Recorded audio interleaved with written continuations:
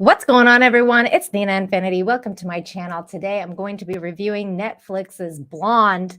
And usually I don't go live on Saturdays because it's my day off and I like to take a minute and relax and chill out and do things. But my plans got canceled today. And I watched a movie last night. It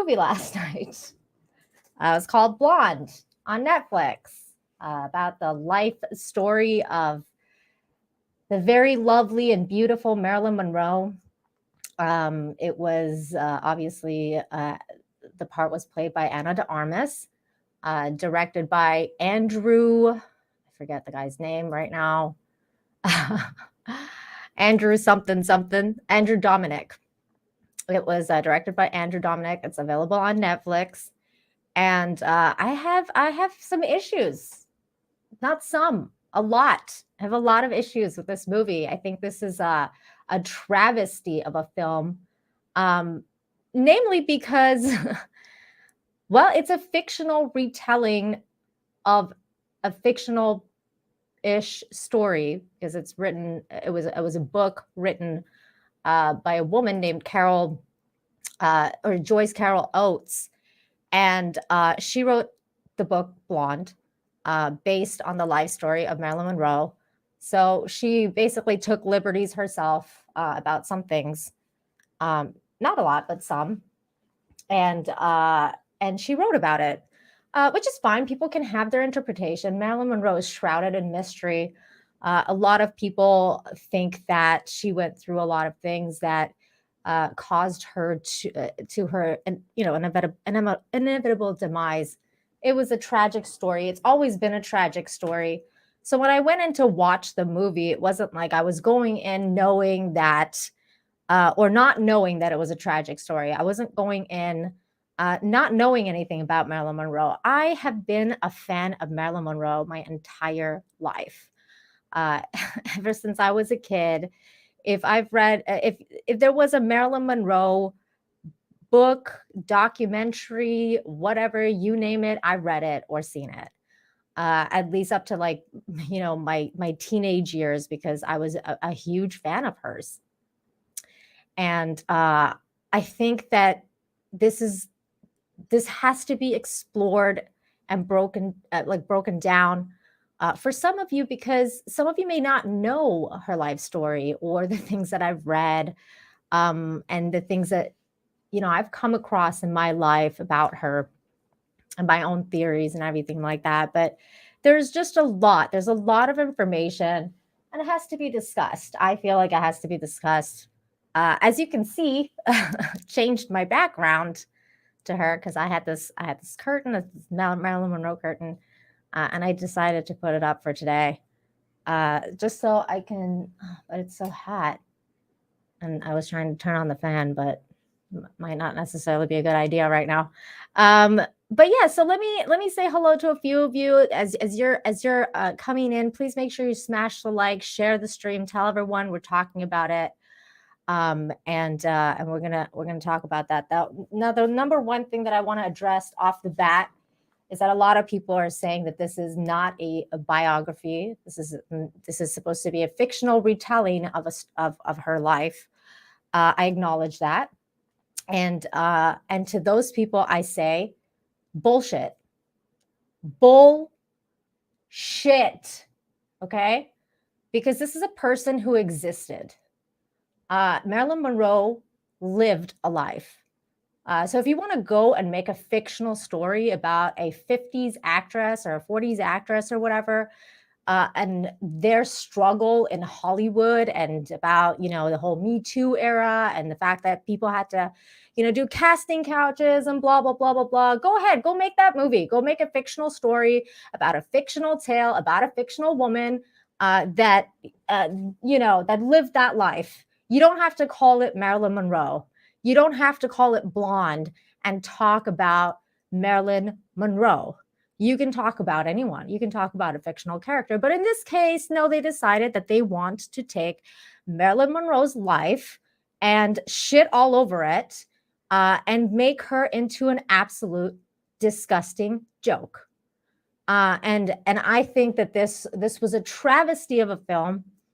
And I'll start by saying that I think that I think what's interesting about it, and perhaps something that a lot of people can relate to, and even I will acknowledge, that the movie was phenomenally shot. The cinematography in this movie is aces. It is beautiful. It is beautifully shot. There are some scenes that are gorgeous, recreated in a way that will put you in that moment of when Marilyn Monroe was at the height, at the prime of her life. It will make you see her in a way that people have always wanted to. People of our generation, people who didn't grow up with her, have wanted to see her in that light, and it does that. They transformed Ana de Armas into Marilyn Monroe. They did. They did that. And she put in a great performance. Now, I have some issues with it because I think that given her background and her accent, it was inevitable that you were going to hear it. Even though she tried really, really hard to hide her accent, it was there. So there was moments where she would go from talking like Marilyn to not to, like, you hear that accent come through, which is fine. It's like whatever, like it is what it is. It's not a big deal. But it's still, acting wise, it still takes away from it. Now, the other thing with her specifically that was off was her singing voice, because in this movie, they have her record, they've had her sing Marilyn Monroe's songs, and they kind of juxtapose her songs with the movie and what song Marilyn Monroe is singing at the time. So they've pre-recorded it, and they've put her voiceover onto her, and she kind of lip syncs it. But you can clearly tell that it's Ana de Armas singing Marilyn Monroe songs, and her voice and everything is completely different than Marilyn Monroe's, even though she's trying to reenact it. I could tell you that I've heard Marilyn Monroe impersonators that do a better job than Ana de Armas did. It's just the way it is. There's some people that practice for years to get that, the voice, the very soft spoken singing voice that Marilyn has. She has a skill, and she used it, and that was one of her iconic things and what she was known for. Anna couldn't pull it off. So I think that one of the things they should have possibly done was maybe put Marilyn's actual songs in the movie, because there are high def versions of her songs now. Some of it may not be quite as high def, but some of it is. They could have done movie magic. They could have done something, but Anna could not pull off the singing. But she did look the part. She looked like Marilyn, and she did her best in the capacity that she had. She did her best.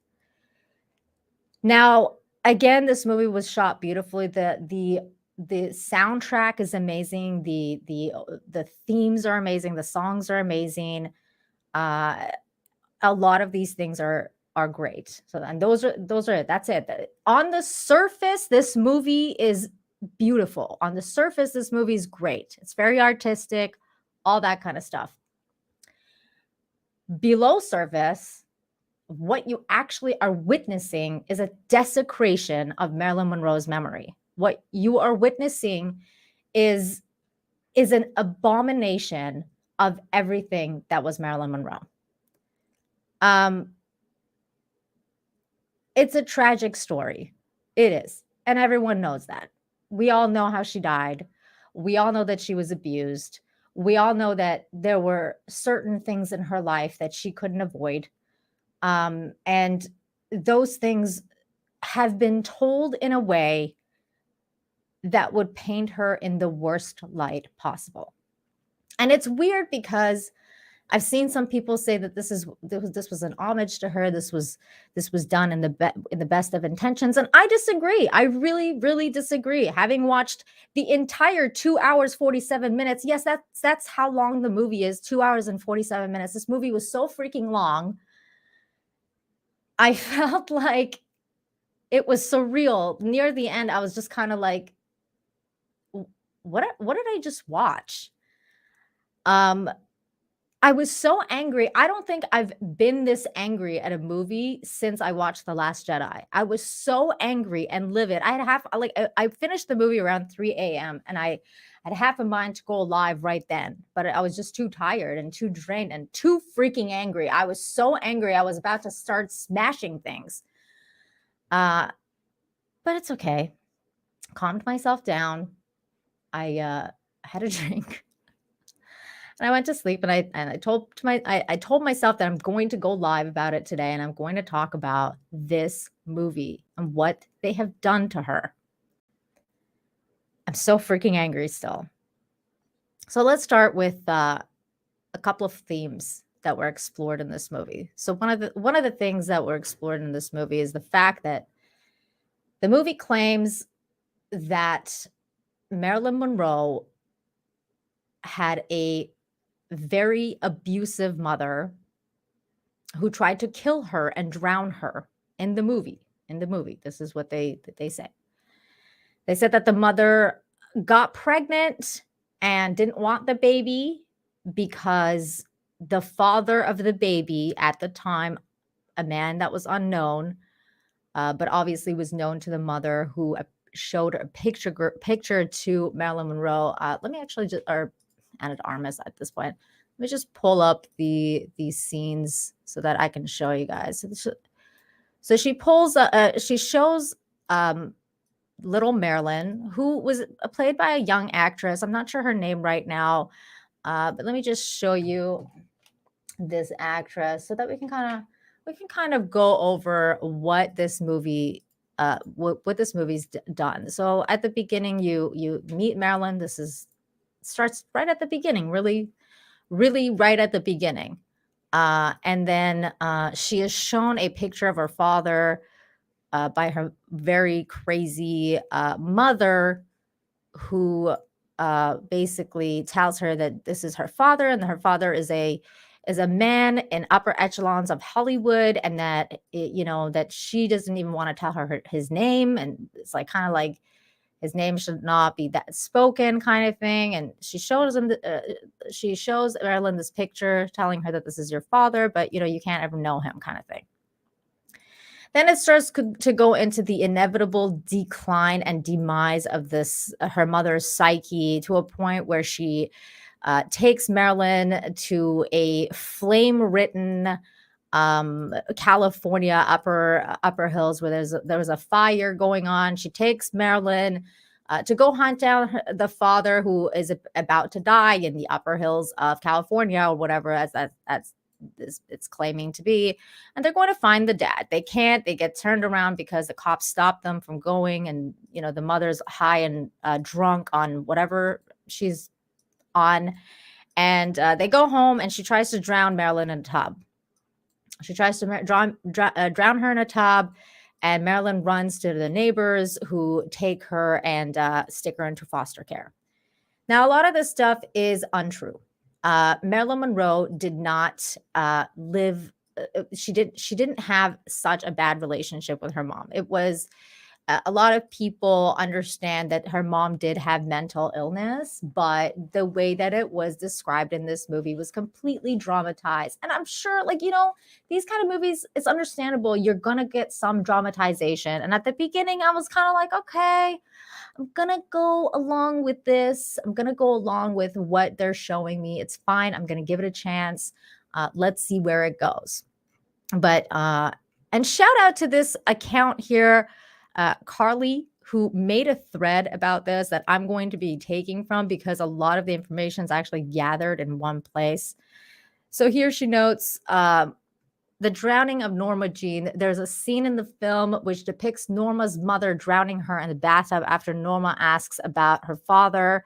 This was filmed in one of Marilyn's actual childhood homes. And as far as research goes, Marilyn's mother, Gladys, never did this to her. Yes, as far as I've known, Marilyn Monroe's mother did not do this to her. No matter the complications of her childhood, Marilyn deeply cared for her mother, and she had a stable childhood while living with her before the mid-1930s. Now, it's well known again and documented that Marilyn did go on to live in foster care, but it wasn't something that, and it was because her mother was diagnosed with schizophrenia and there was no one to take care of her, so she was placed in foster care, and that's, I think, one of the first recorded instances that she's talked about where she got sexually abused was actually in foster care. Not in the cinemas, as they'd like to say, but originally that's kind of the information that's been out there. Let me just also show you this here. I mean, again, all of this stuff is very well documented because Marilyn Monroe is a type of person that people have always been very fascinated with. So this is Gladys, this is her mother, this is Marilyn Monroe as a baby on the beach. This is her mother and her friend. That's Marilyn right there. There is documentation about Gladys and Marilyn's life together, about the different things that happened between them before. Before she went into foster care and everything like that. She was a good mother. She just struggled with mental illness. I mean, it's hard, but it happens. So that's one.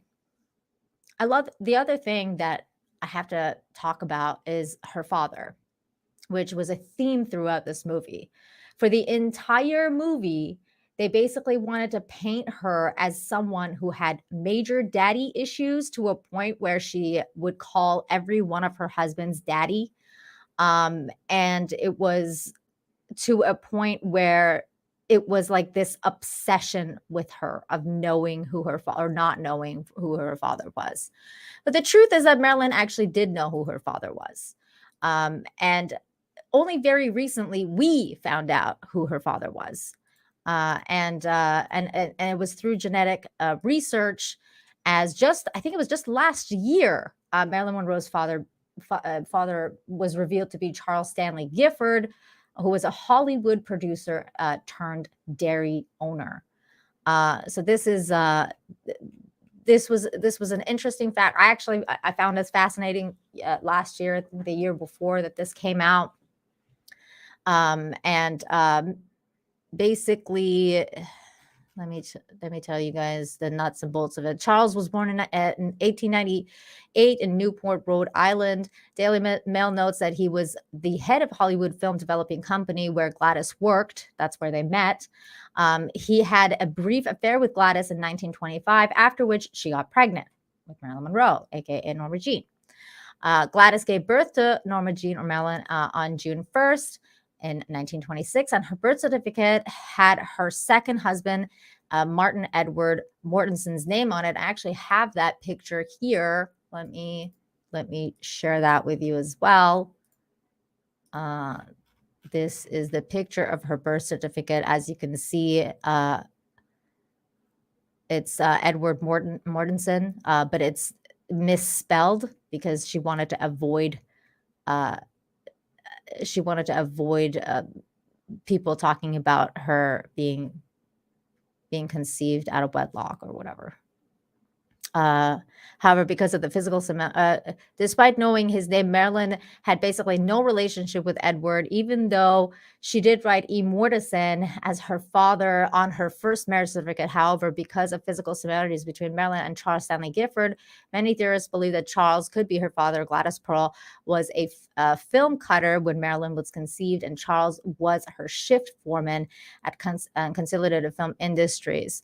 While many believe that Charles could be Marilyn's father, this was simply a speculation throughout her entire life. But because of the mystery surrounding Marilyn's parentage, a lock of hair was saved to test for DNA. In April 2022, director Francois Pommes told the story of finding Marilyn's biological father in the documentary Marilyn, Her Final Secret. The hair that we use, Marilyn Monroe, was collected by the person who embalmed her body the day that she died, and we were able to draw up 22% of her genetic profile from thanks to DNA fragment found in cretin. Francois explained. Thanks to the saliva sample provided by Charles's great-grandchild, scientists were able to confirm that Charles was in fact Marilyn's biological father.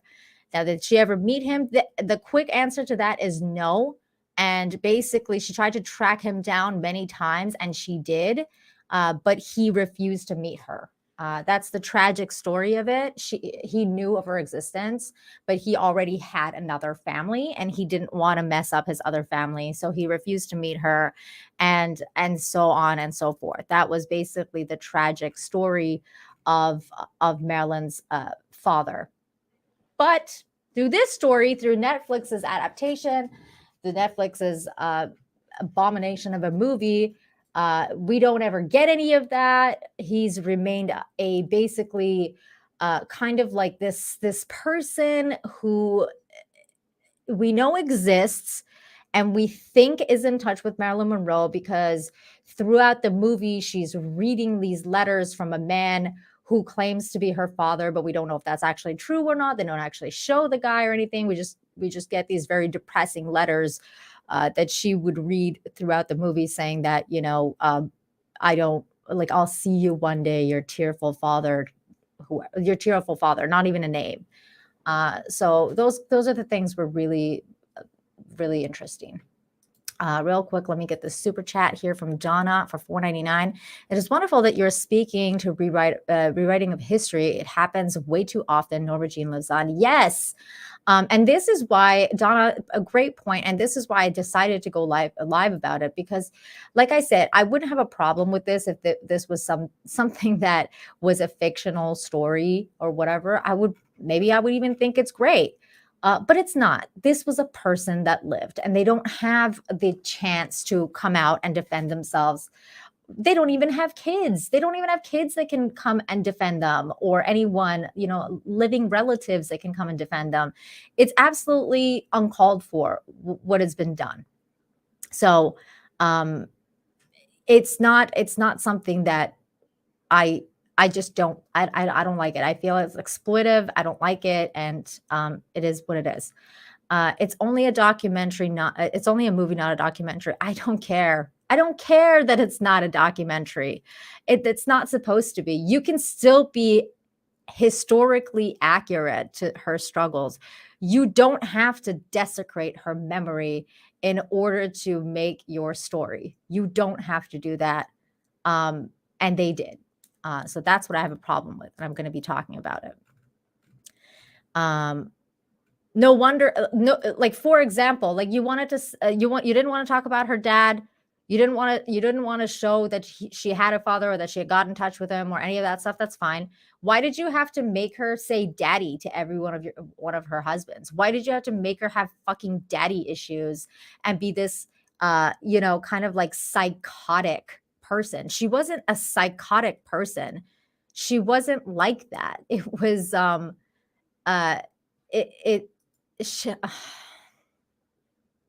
Marilyn Monroe was extremely intelligent, and we'll get into that.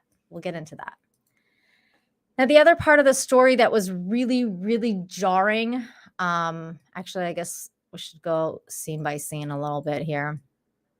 So the first thing that they're going to do is talk about her start. And obviously her very first start in this movie, they talk about how she got the role. And her role is to be raped by a basically no-name Hollywood producer who just literally, she walks into an office, he bends her over, he puts it in, and he rapes her. And that's how she got her first role. That is what they claim in this movie.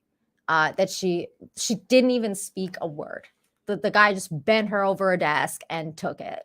And you know what? Hey, I can't argue this because I know casting couches exist, but this is not the type of thing that I would imagine happening. There are many, many well-documented, there's just a lot of well-documented things that state that Marilyn had a manager who would send her to people that she would meet He was the guy who created the persona Marilyn Monroe. He's the one that told her to change her name to Norma Jean. They don't cover any of this stuff. They don't talk about the person, her handler, or what that person did. They don't talk about any of this stuff. It's just like they're just showing you. She goes into a meeting, she gets raped, she comes out, she's got a part. It's just all very like, there's no detail, there's no crescendo, there's no buildup. There's just, this is it. Shock after shock after shock. Watch Ana de Armas get raped. This is what they're showing you. And honestly, after watching this movie, I gotta say, I think that Andrew guy had a fetish. I think he wanted her. I think he wanted Ana de Armas to dress up as Marilyn Monroe and make this extremely weird movie where she would just fuck other people as Marilyn Monroe. And so he would get his rocks off. I really do. I think this dude had a fetish and he made it. He made it a movie and he calls it art. And we're supposed to just be like, oh yeah, it's a movie. And it's like fictional, so who cares? I care. I fucking care. I fucking care. Hang on.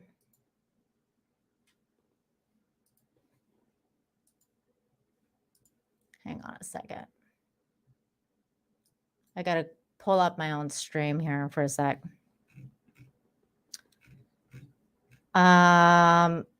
Eldrick Lord Hester, thank you so much for your membership message. Says, I thought it was good. That's interesting. Hard to disagree with you, and that's fine. You can, you are welcome to your opinion.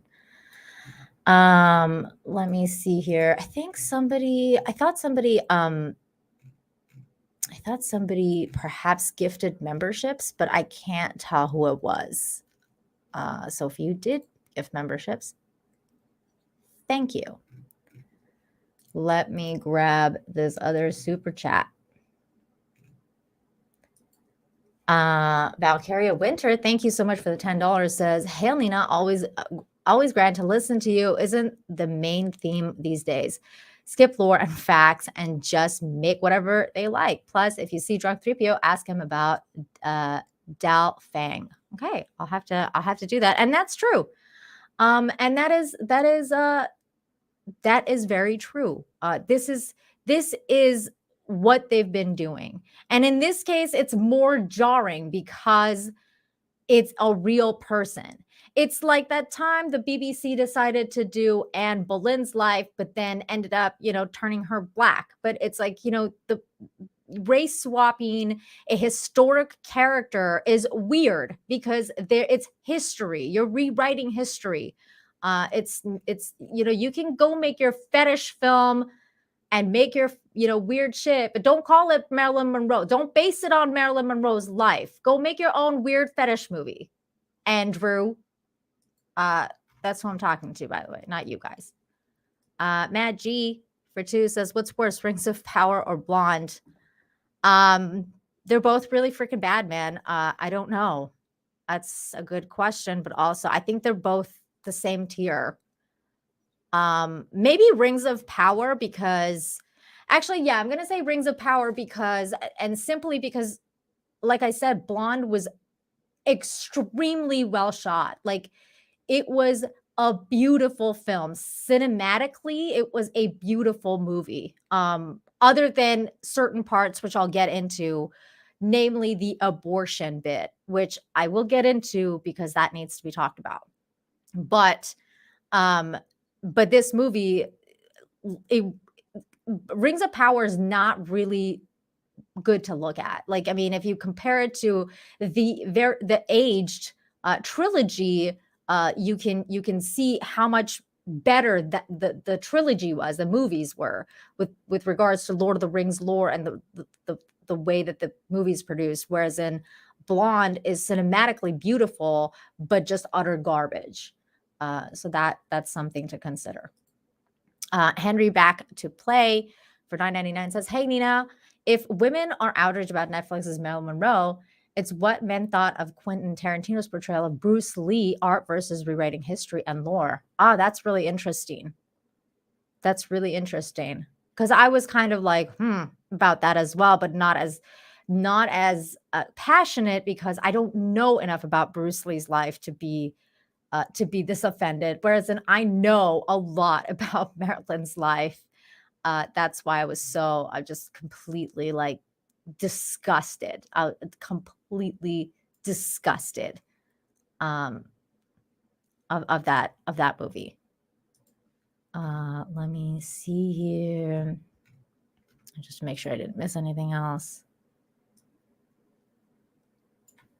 I think we're good. Boosh McFadden says, Nina, should I watch it or not? I hang on your decision. No, absolutely not. I don't think you should. I don't think anybody should watch this movie. I think this is an exploitation. I think this movie exploited Marilyn Monroe's memory. I don't think you should watch it, especially if you love Marilyn Monroe. Don't watch this movie. Don't waste 2.5 hours of your time to watch a desecration of one of the most beloved people in cinematic history. Why would you? I mean, unless you are into basically watching really fucking weird fetish movies, then go ahead. Because that's what this was. This was a fetish movie. But as always, I don't think you should watch it because of what I just said. But having said that, I'm always telling people to watch it and make up their own mind as well. So honestly, if you can get a hold of it for free so you don't give Netflix the watch hours, go for it. Why not? But I don't think it's worth your time. I just don't. Okay, moving on. So we talked about her mother, talked about her father. Next, we're going to talk about what happens. Okay, so we talked about the rape scene. So yeah, that's how she gets her Hollywood start. She goes into acting classes where they kind of claim that she meets the Charlie Chaplin Jr. and Edward. I forget what that guy's name is. God, hold on. Who was it?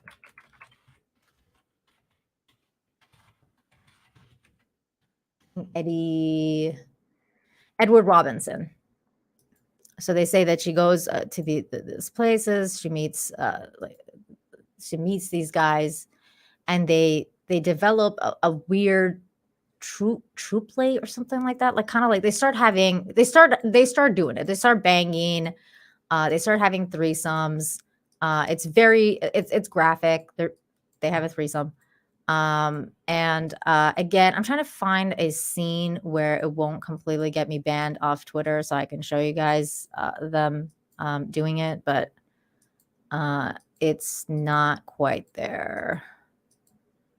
I can't quite capture one.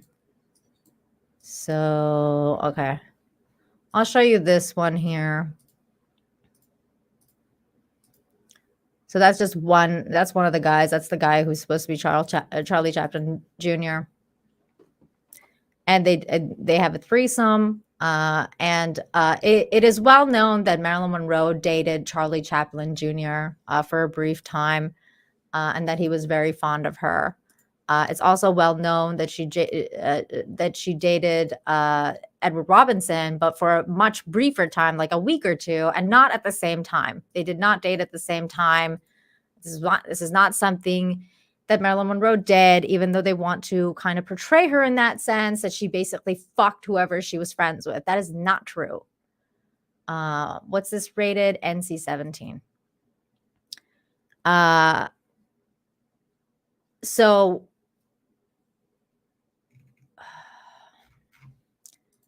they have a threesome. They're good friends. They have this really weird, they have a scene where they're at the theater together and they're watching Marilyn's movie and like this dude's finger banging her while she's doing it and he's there. And they kind of, and it's weird. This is during Niagara. So this is like basically they had watched the movie Niagara, and this is how the movie shows the scene. So like whenever Marilyn does a movie, they'll usually go from black and white to color, and they show the movie in color, especially if the movie was made in color. not quite, they don't do it in the style where, unless the movie's black and white, basically. But but they'll do that because, again, this movie is very cinematic. It's very artistic. So they do it like that. Then so as these people are having this relationship, again, they do very famous scenes of Marilyn Monroe, which again was very well done. The costume designers did an absolutely stunning job with that. So you see here, but in the scene, for example, she's with Charlie, and of course in reality she wasn't. And so, they're having their threesome, and they're having their little tryst, or whatever you want to call it. But they're always supposed to be best friends and good people, whatever, so on and so forth. Then it is kind of insinuated that Marilyn Monroe gets pregnant by either Charlie or Edward. And she gets really happy, and she tells them that she's pregnant, and she expects them to be happy for her.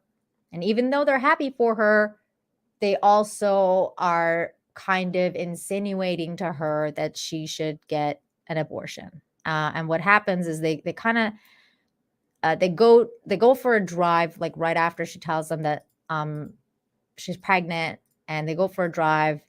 And again, see what I mean by going from color to black and white. So in this scene, it's black and white. And they're in this car, and they take her to a place where there's a big stand up of her on the street, and Charlie's telling her, look, you're famous. You're going to lose that if you have a baby. So she kind of gets sad, and she realizes that, hey, like, maybe I shouldn't have a baby because I have a career now.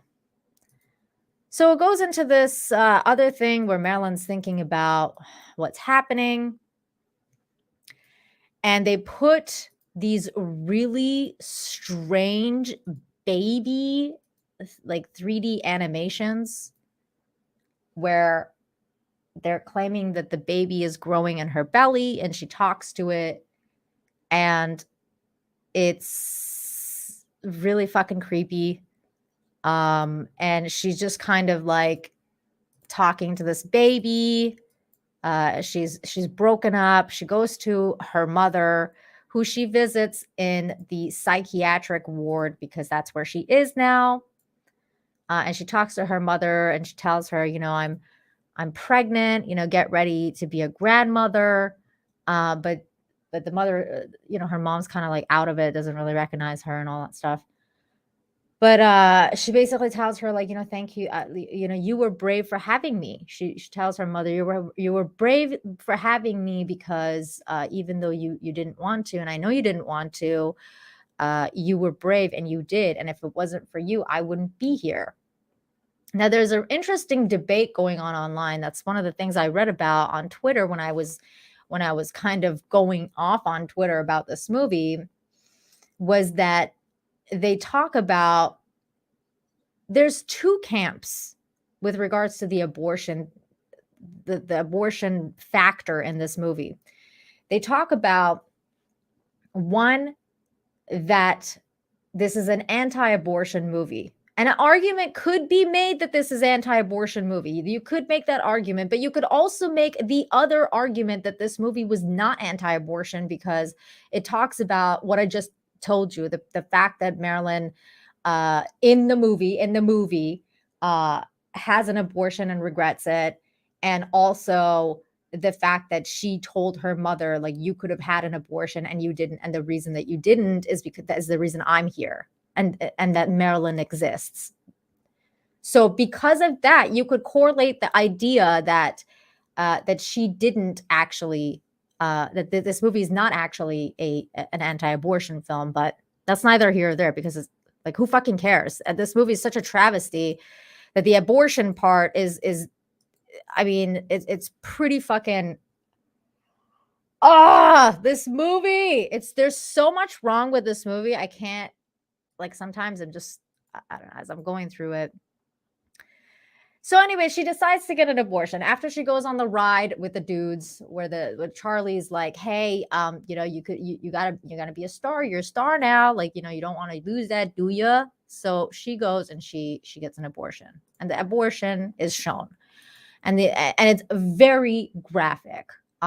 So like again, if you're a woman that has problems with that kind of thought and the idea of getting abortions or that physical representation of watching someone get an abortion, don't watch this movie or fucking skip this part because I was just, oh my God. It was graphic, guys. It was graphic. I'm not going to lie. This was fucking graphic. So they do this to her, and they kind of style it also in a way where she doesn't want it as she's getting it. So she's kind of crying and saying like, don't do this to me. I changed my mind. Don't do it. She's screaming out. She's crying, telling the doctors, I'm changing my mind as it's happening, but I guess it's already too late. So they just kind of they do it, and she has her abortion.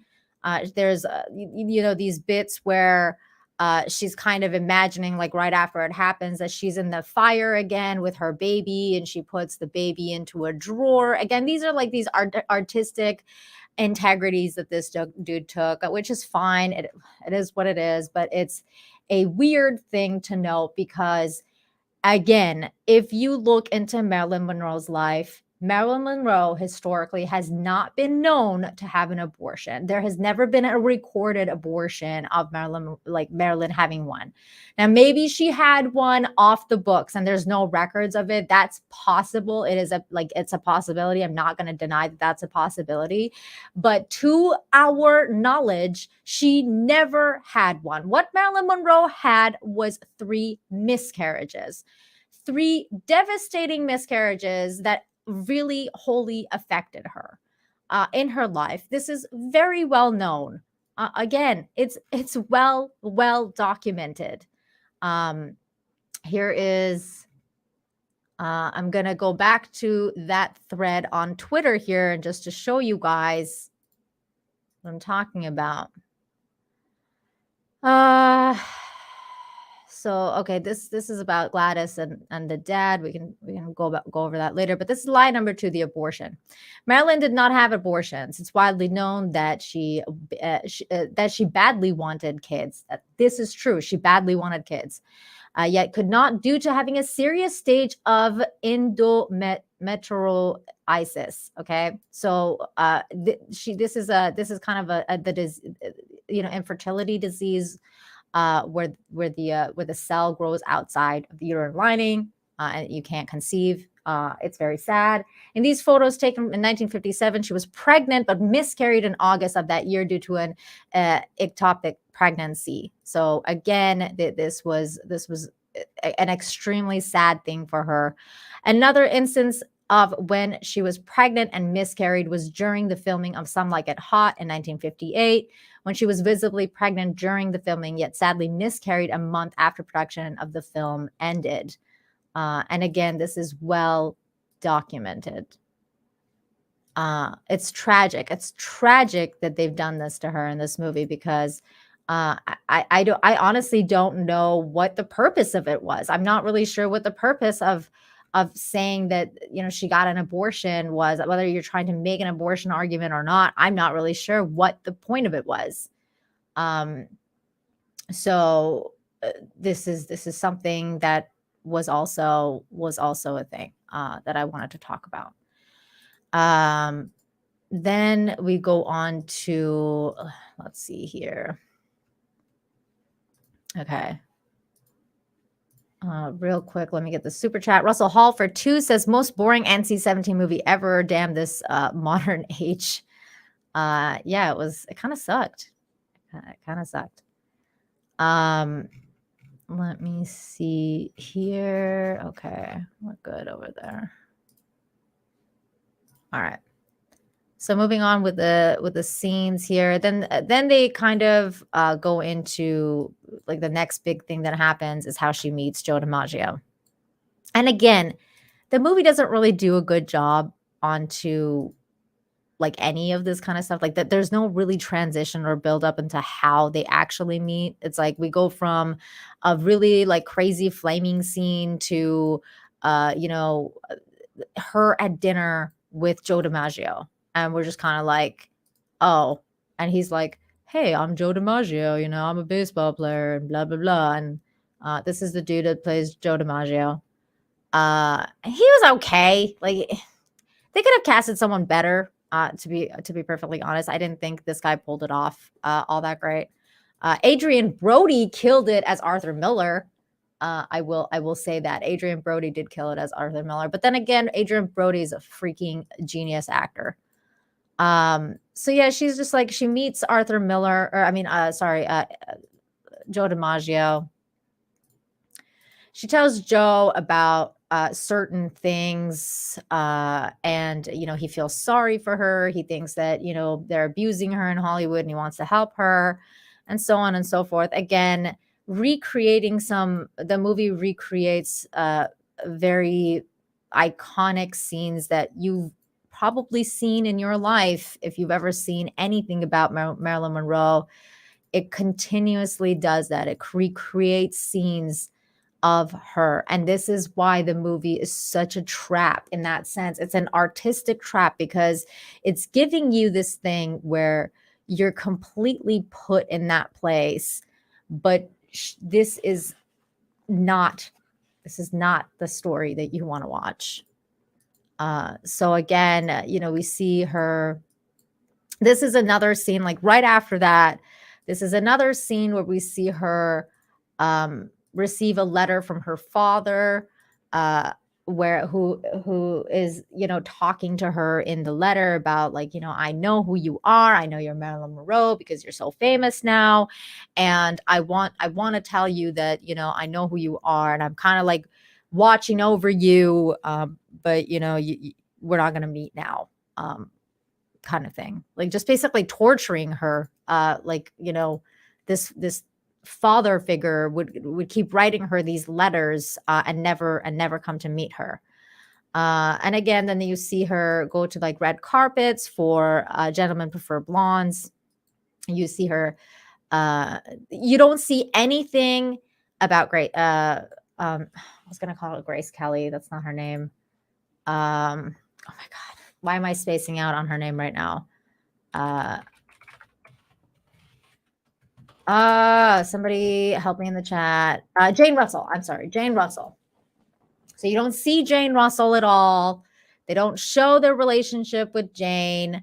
Jane Russell's had some really interesting things to say about Marilyn Monroe, and working with her on the set of Gentlemen Prefer Blondes. It would have been cool to see all of that. We didn't see any of that kind of stuff. So here is like, for example, just to kind of briefly catch you up on what I'm talking about. They didn't show any of this kind of stuff, or like them hanging out, or anything like that really. It was just all very brief moments in time and a period of, oh, this is Marilyn, she's doing this movie now, and we're moving right along. It's just, you're just going to have to keep up. We're not going to set up any of the story or anything or what's actually happening. We're just going to tell you, and you're just going to have to believe us. So then she's just having these kind of problems.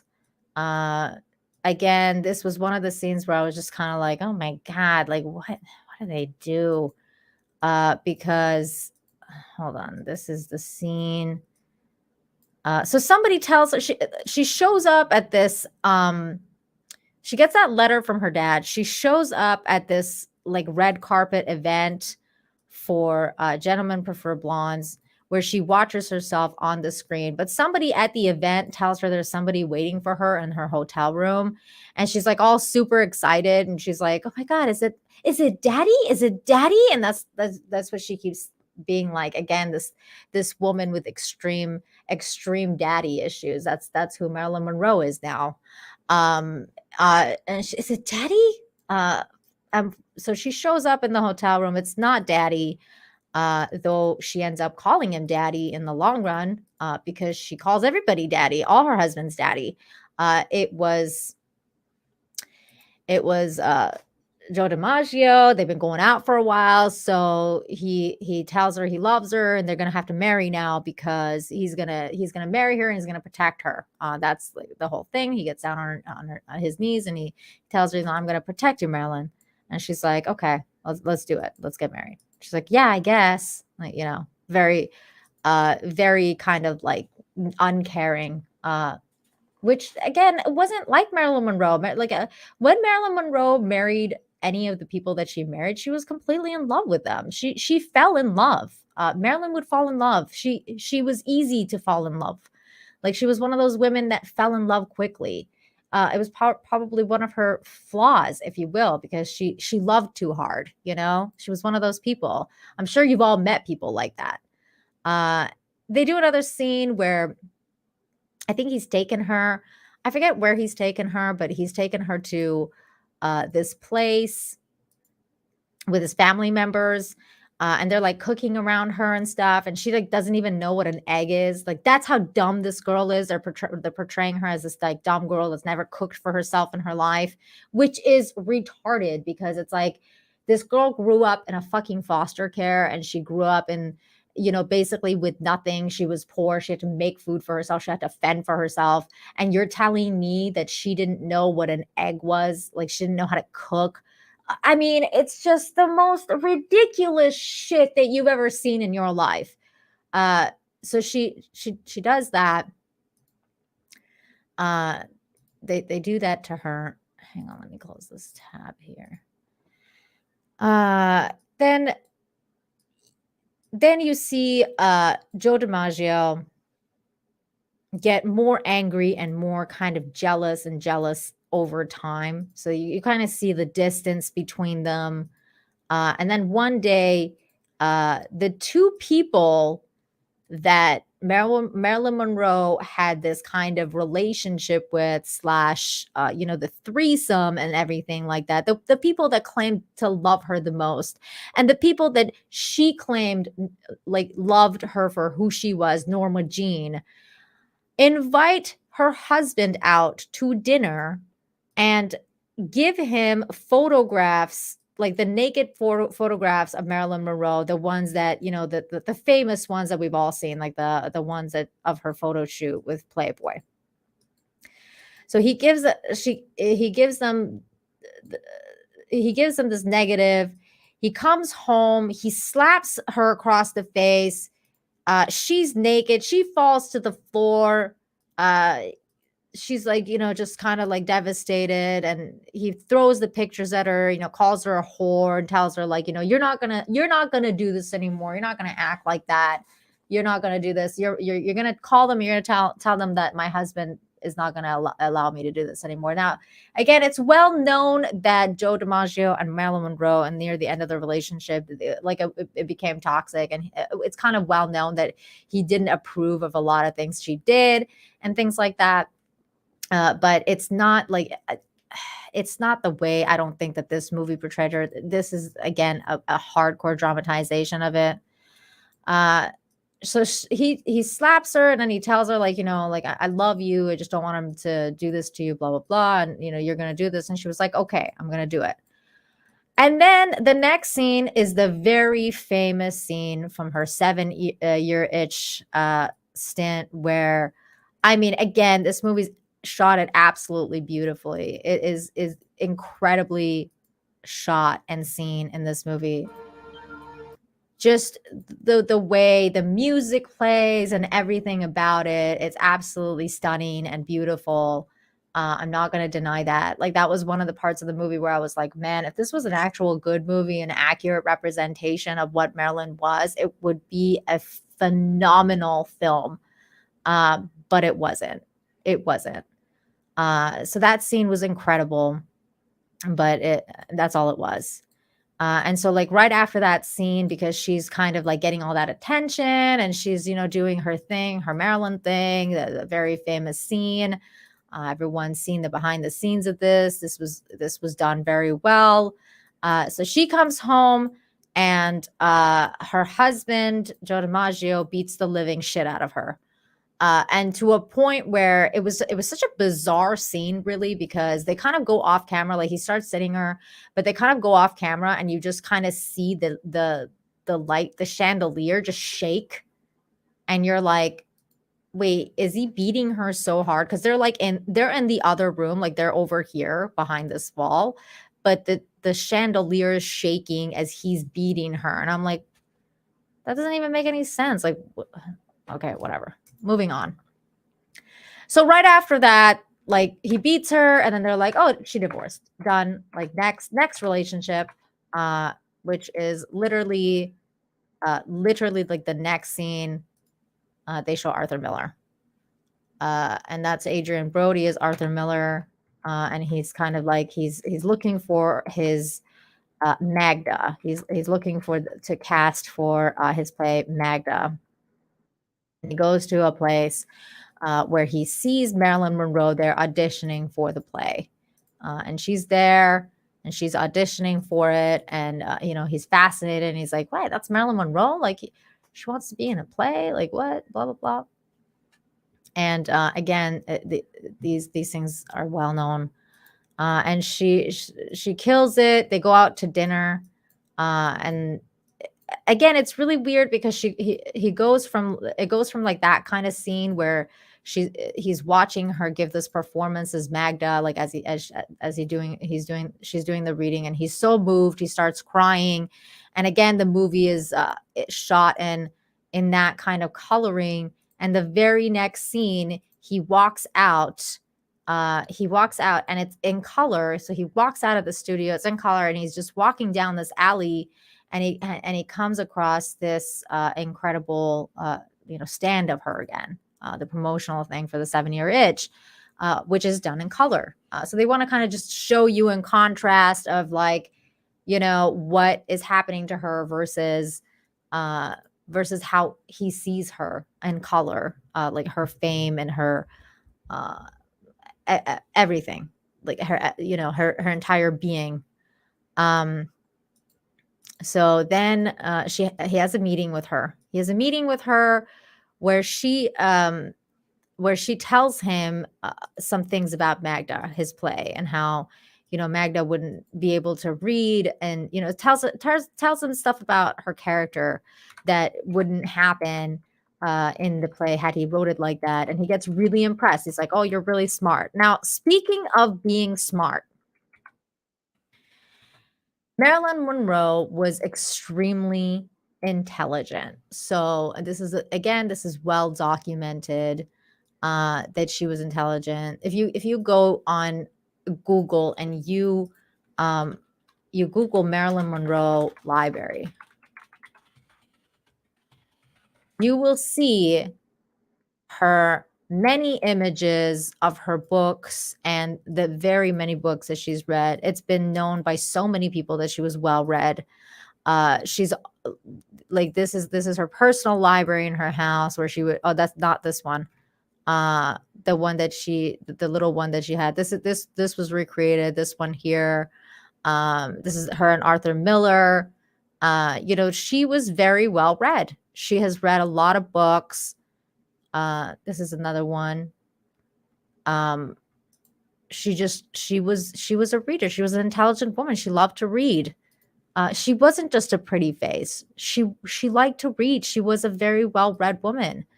And so, and I saw this thing that somebody posted for me in one of my Twitter threads. So shout out to that person. I forget their name, but thank you for this. It says Marilyn Monroe and Rudolph Steiner. This is again another very well-known fact, but and it would be really nice to have movies reflect this kind of stuff, reflect this side of her, rather than just the side where she's a piece of meat and not intelligent and just the girl with daddy issues who can't even cook but who's read Dostoevsky, like, which is something where they briefly throw in, by the way. They're like, at the very beginning of the movie, they'll be like, oh, like she was like, she's talking to, like, I think her manager or her casting, one of those casting people, and she tells him, I think she was like reading for Nell or something, and she says, I think I could play her. It's like what Dostoevsky wrote, blah blah blah. And they're like, oh, you read Dostoevsky? And like that's literally like as far as they go into showing how intelligent she was or what she'd read and she didn't. In this, it writes about uh, this thing. I'm going to read this to you. And intriguingly, this doesn't appear to be okay. So, hard on the heels of the Daily Mail's rehashing of a sectionary story about Marilyn Monroe from 60 years ago, as if it were the latest sensation, the anthropoper will not be outdone in recycling old news, and is proud to reveal that Marilyn Monroe was an sophist. And again, like if you don't know what this is, I didn't. I actually had to go look it up, and I'm gonna look it up again and let you know what this means, because this is the kind of person she was. Oops, I just pressed the wrong button. She was a anthropomorphist, which is a formal education, therapeutic, and creative system established by Rudolf Steiner, seeking to use mainly natural means to optimize physical and mental health and well-being. She was into basically she was into spirituality research, just kind of like being a good person, I guess. I don't know, being a good human. Hang on.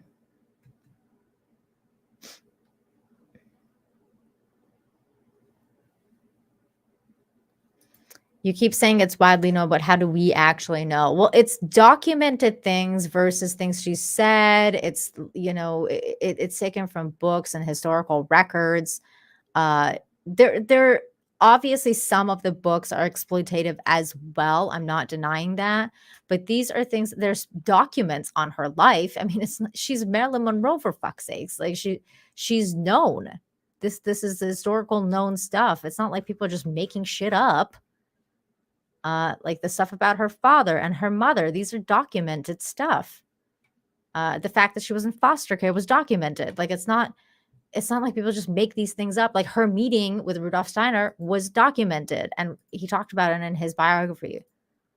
The fact that she liked poetry, the fact that she wrote poetry, like they released the book of her poems a few years ago. I own that book. It's in Canada, but they released her poems, and she writes poetry.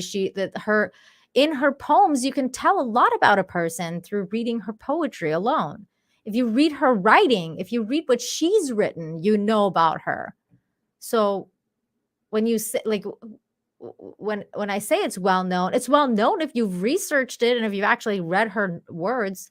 How do you know? Because it's her words. She's written them. So there you go. I hope I answered that question. So intriguingly, this does appear to be the true story. Following quotations is taken from biography of Marilyn Monroe called Norma Jean: The Life of Marilyn Monroe by Fred Lawrence Gillis, published by McGraw-Hill Book Company, blah, blah, blah. Some years before her death in December 1964, Dame Edith Sitwell had spent a winter in Hollywood. A meeting between the poet and Marilyn was arranged by a monthly magazine. It was thought their opposite personalities would throw off some journalistic sparks. No one could have foreseen that they would become immediate friends, nor could anyone have known that their deaths would be marked in almost an identical way. While their legends were growing in their lifetimes, they had been taken seriously by too few. Too late. By the time she met Dame Edith, Marilyn had come a long way. If she had not been moving an atmosphere much of itself created, so removed from her beginning, they might have had nothing in common.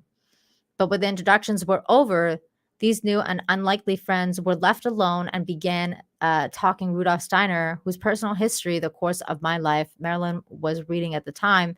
Dame Edith was to remark later on about Marilyn's extreme intelligence. In Dame Edith Sitwell's autobiography, Taken Care of, she tells of her meeting with Miss Marilyn Monroe, who she describes as quiet, with great natural dignity, and extremely intelligent. She was also, she said, extremely sensitive. This is what I mean by this is well known by people who knew her and who wrote about her. She said extremely sensitive. Dame Edith tells of a magazine article that she was commissioned to write about her visit to Hollywood, and this included a face-to-face encounter with Miss Monroe, who she suspected the magazine moguls thought would hate one another on site. See, and it's so funny because this is literally like it was a setup by the studios to get these two together so that they would hate each other, so that the magazines would have something to write about.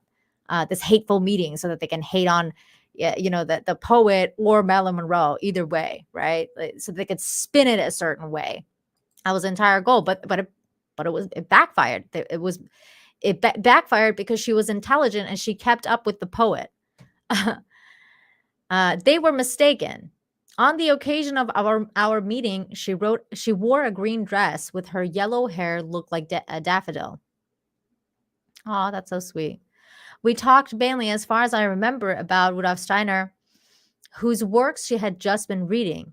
In response, her face was at moments strangely, prophetically tragic, like the face of a beautiful ghost, a little spring ghost, and an innocent fertility demon, the vegetation spirit that was Ophelia. How tragic. We all know how Ophelia ended.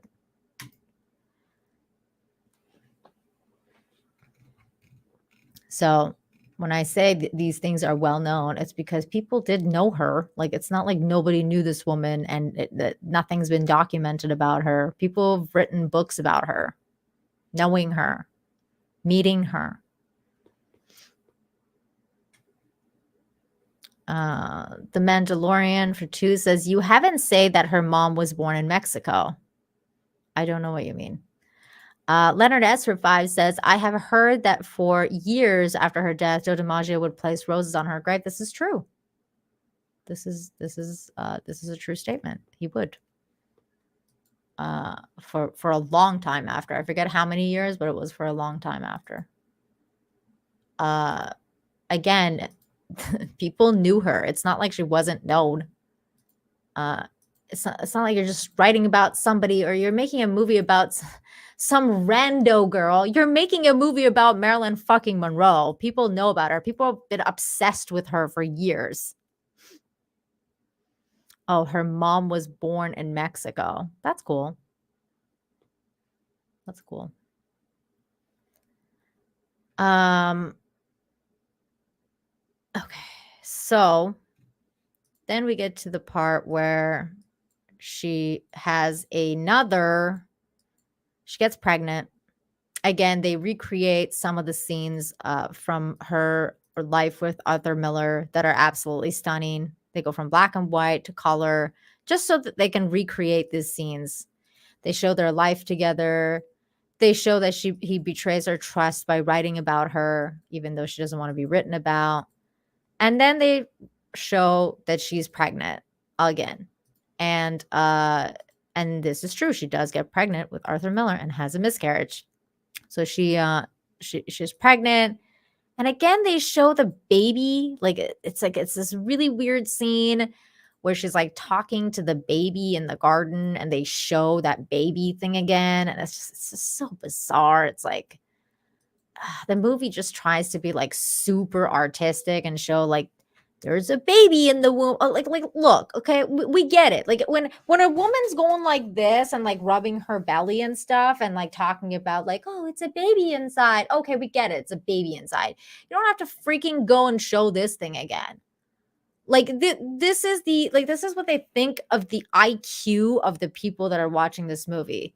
It's like, let me show you a fucking 3D baby because you don't know what's going on because you're retarded. This is what the movie is made for. Is the viewer is retarded? So let's spell it out for you. Let's spell it out. What was it? Like what was it? Oh, this is a fucking baby is growing in you. It's like, okay, I get it, bro. Fucking get it. So then she's kind of like struggling because, she's like, I'm going to protect this baby. And she's being kind of moody and blah, blah, blah. And a couple friends come to visit Arthur Miller. And she's all, they don't really like me. And she's kind of sensitive, as Marilyn Monroe is, because like we just read, she was sensitive. She was a sensitive woman. And he's like, like, come down, baby. Like, it's okay. Come meet with my friends. They're fine, blah, blah, blah. They're at the beach. They're waiting for us. And so she's like, okay, fine. Like, I'll come down.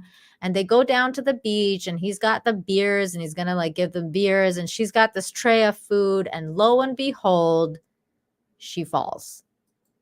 She falls and the worst happens. She has a miscarriage, which they show. They show again. So she's like covered in blood. And then it was annoying. So after the blood scene, they kind of like, she's just kind of bleeding out on the beach and blah, blah, blah. And she's like screaming for her baby. And she's like, save my baby, save my baby. And she's all fucked up. They show her on the set of Some Like It Hot again. And this is like one of my favorite movies of all time. So I was wanting to see what they kind of do with this recreation of this scene, which was really interesting. This is one of the parts that I was like, oh my God, like, what did they do to that song? Because whoever they got to sing, I thought it was Ana de Armas, but I saw some people in the chat saying that it wasn't. It was somebody else. But whoever it was that they got to sing the Marilyn Monroe part was fucking god awful. Like, whoever that was trash.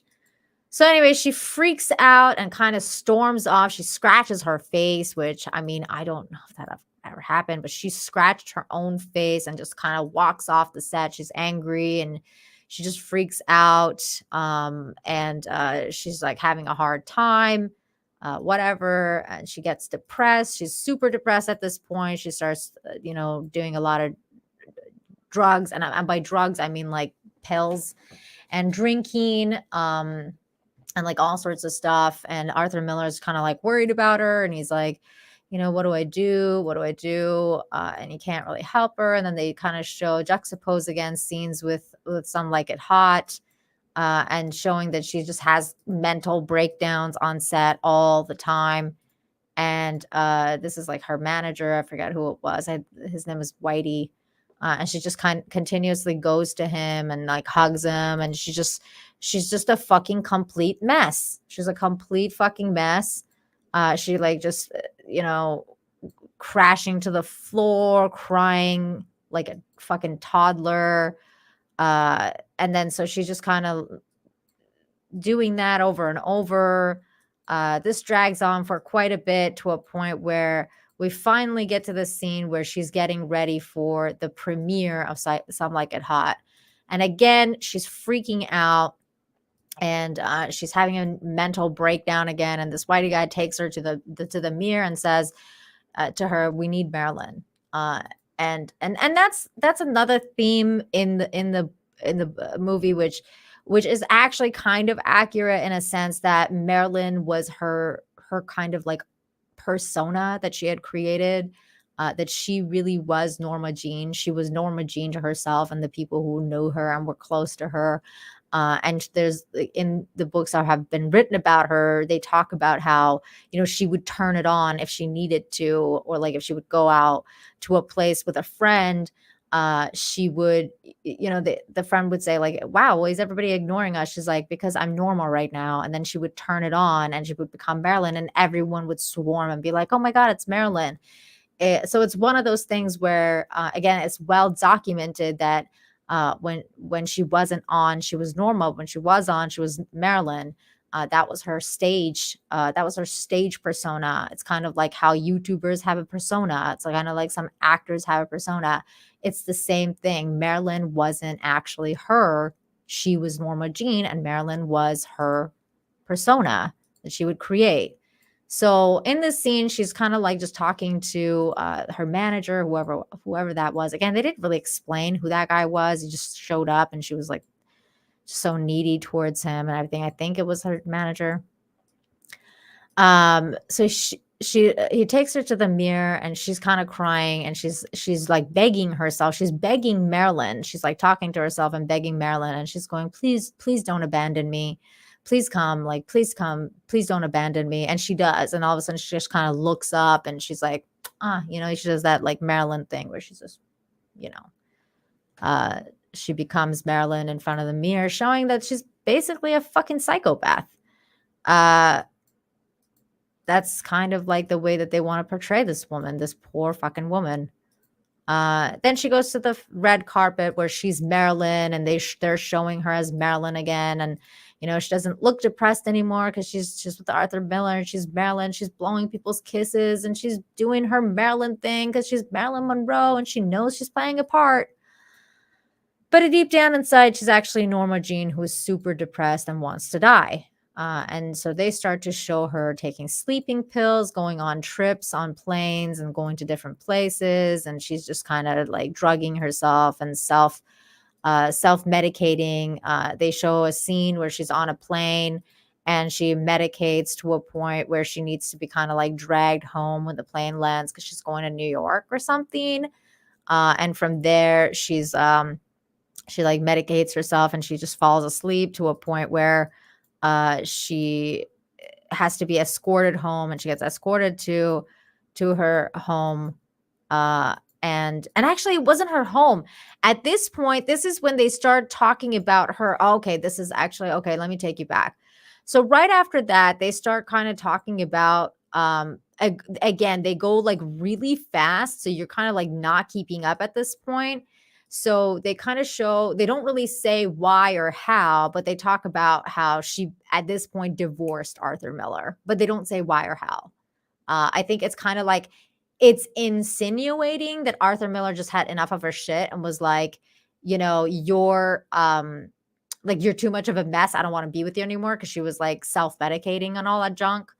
So we don't really see why though. They don't tell you why. It's just like the next thing you know, she's on a plane, she's self-medicating, she gets sick, she gets escorted by a bunch of people. She throws up like the drugs like on the plane, she passes out.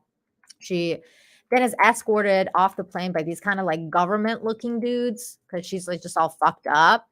And all of a sudden you see kind of like these government looking dudes, and they're there and they escort her off the plane. And they take her to this place where she goes and freshens up. She gets ready and then she goes to see the president. And that's when they show JFK. So they go from that black and white scene to a color scene where she goes in to meet JFK after freshening up. It's a really weird scene because she's going through like the office and she sees kind of like this dude opens the door for her, and then she sees this other girl crying like at the desk. And then she like walks into this office. She walks into this office. She walks into a room where JFK is lying on a fucking bed. And when I say these people like absolutely desecrated Marilyn Monroe, this wasn't just a movie that desecrated Marilyn Monroe. They desecrated the memory of JFK. They absolutely 100% went in on just how awful this guy was. She shows up, she sits on a bed with him. He's on the phone with someone on the bed. And like in the movie, it's showing that while she's talking to him, he's on the phone and he's talking to someone on the phone, and the person who's talking to him is telling him about how all of the affairs that you're having with all these different women are gonna catch up with you, and you need to stop sleeping with all these women, and all the stuff. Whoever was on the phone was telling this to JFK, and we're hearing it. And meanwhile, JFK looks at Marilyn Monroe and he's like, "What's up, baby? Like, hey, and he starts telling her to, and she starts doing it. And he's just like, come on, more. And she's just like, okay. And she's like giving him a handy, and she's going at it. She's giving him this handy while she's listening to this dude talk to him about how, he's just a really fucking awful person that's just like harassing all these women, blah, blah, blah. And then he makes her blow him. And then the movie goes into an actual blowjob scene for let me see, how many minutes was this? Like at least 2 or 3 minutes. It was really fucking weird, man. And he's just sitting there like getting this blowy. It was so weird. I don't even know if I can show this. Like, I don't really want to because I don't want to risk it. So then she gives him a blowjob. He like, and he tells her to swallow. It's really fucking graphic and weird. It's just, it was just fucking awful. JFK was pretty terrible, actually. Let's agree to disagree on this one. But hey, whatever. A lot of people are great that I think are awful. So whatever. Who am I to argue? Two What Studios for 5 says, Nina, we just got power internet back today after Ian. Did you get any fallout from Ian? Dude, it skirted right past us. 200 Watt Studios. It just went right past. Like it ignored us completely. I'm so sorry that you got hit. I'm glad that you have internet back now, though. Good to see you. I'm glad that you're okay. Henry back to play for $4.99 says the overt sexualized scene were hostile and abusive. You walk away from Blonde. Hollywood just killed Marilyn Monroe again. Absolutely. I could not agree more. I could not agree more.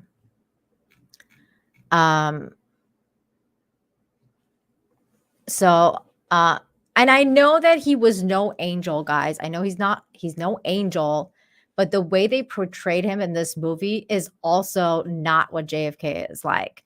And I think it's really interesting because I feel like a lot of this kind of stuff goes back to JFK's very inevitable demise as well. And what's going on with your country? The United States basically fell when JFK died, and no one did anything about it. I truly feel that way. And hey, that's your country's history, not mine. That's not what this stream is about. So we're going to continue with Marilyn Monroe. So then she basically gets mouth raped by JFK. Again, this kind of stuff is, it's a little on the nose.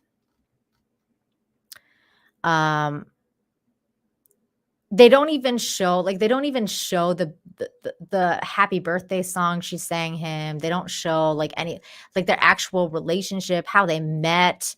They don't show any of that kind of stuff. Going back to some of these people that made some threads about this. This is on the whole JFK situation, on Marilyn Monroe and the JFK scene. To start with, JFK biographer Donald Saputo states that no serious biographer can maintain the existence of an affair between Marilyn and the Kennedys. Marilyn and JFK met 4 times between October 1961 and August 1962. They were also both present in April Paris Ball on April 11, 1957, but never met.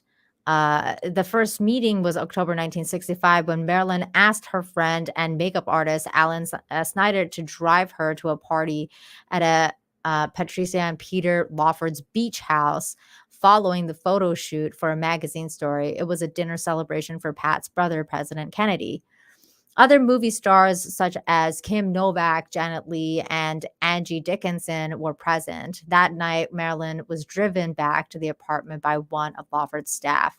On December 5th, 1961, JFK traveled to New York to deliver a speech at the National Football Banquet and the Hall of Fame, which was held at the Waldorf Astoria. Marilyn arrived 2 hours late, being her hair had been styled by Kenneth Battelle. On March 24th, 1962, Marilyn and others, including JFK, were invited to Bing Crosby's home in Palm Springs. This is the only occasion where Marilyn supposedly slept with the president. Again, this is something that I think is well documented about her and how, like, when she slept with the president. According to Ralph Roberts, Marilyn telephoned him in the room she shared with JFK and confided in him that it was the only time, and it wasn't a big deal to either of them. Marilyn told me that this night in March was the only time that of her affair with JFK. A great many people thought that after that weekend that there was more to it, but Marilyn gave me the impression that it was not a major event for either of them. It happened once that weekend, and that was that. Marilyn attended JFK's birthday gala on May 19, 1962, and performed Happy Birthday, Marilyn and the Kennedys and others went to Arthur B. Krim's home for the after party, and she spent almost the entire night with her former father-in-law, Isidore Miller. Again, these are pretty well documented things about her relationship with JFK. A common claim made to justify the falsehood of Marilyn's death being murdered by the CIA is that she knew too much. The only evidence is her supposed one-night stand with JFK, where he told her that all of the government's secrets, apparently. Yeah, right. Why would he do that? Like, anyways. JFK slept with multiple women, so why weren't they murdered? Logic is the key, and when we're talking about Marilyn Monroe's death, and alas, these claims and evidence have no logic. Besides, JFK and his family were at the Kennedy's compound 3,000 miles from Los Angeles when Marilyn died. Now, with regards to like these kind of rumors and whether she died the way she did or whether she was killed, I'm of the opinion that I think she was killed, but I don't think it's for the reasons that they state. I think it was more of a warning to JFK with regards to what was going on, and JFK didn't heed the warning and ended up dying himself. So that's my personal opinion. Everybody can is free to have theirs. I don't. Most people think what this movie thought, that she killed herself with drugs and alcohol. Hey, that's fair. You do you. I mean, that's definitely one theory. It's a prevailing theory that people think that she committed suicide. I don't think it's the case. But that's just me. Everybody has their own opinion about it. Mark, thank you for the $10. Says they didn't really need to do that to either of their legacies. Let them be. Exactly. My mom and my Mimi love Marilyn.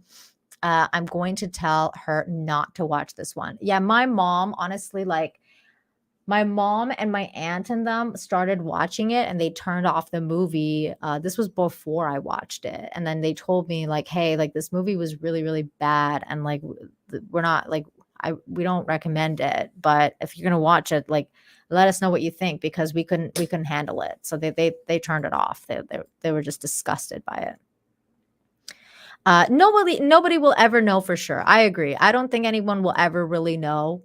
But I mean, that wasn't the worst of it. Like the ending wasn't the worst of it. Them portraying her dying by self-medication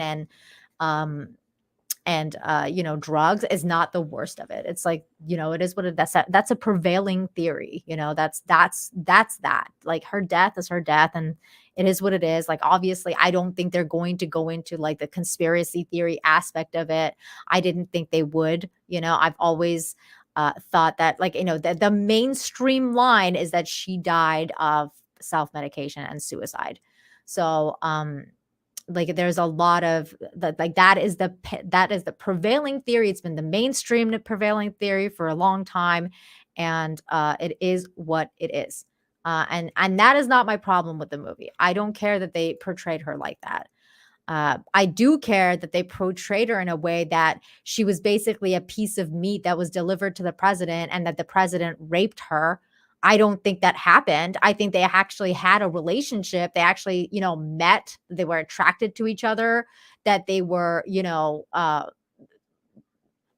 friends even. Like, I don't necessarily know the extent of their friendship, like how deeply involved they were, like, in their friendship, but I don't think he raped her.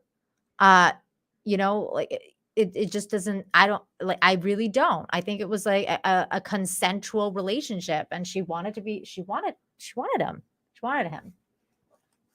She fucking sang him his happy birthday song. They didn't put that in the movie. They just showed her getting raped by him.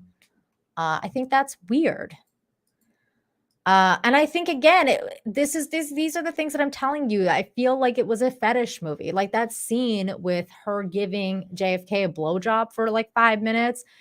That was a fetish, man. That was something that the director wanted to see Ana de Armas do.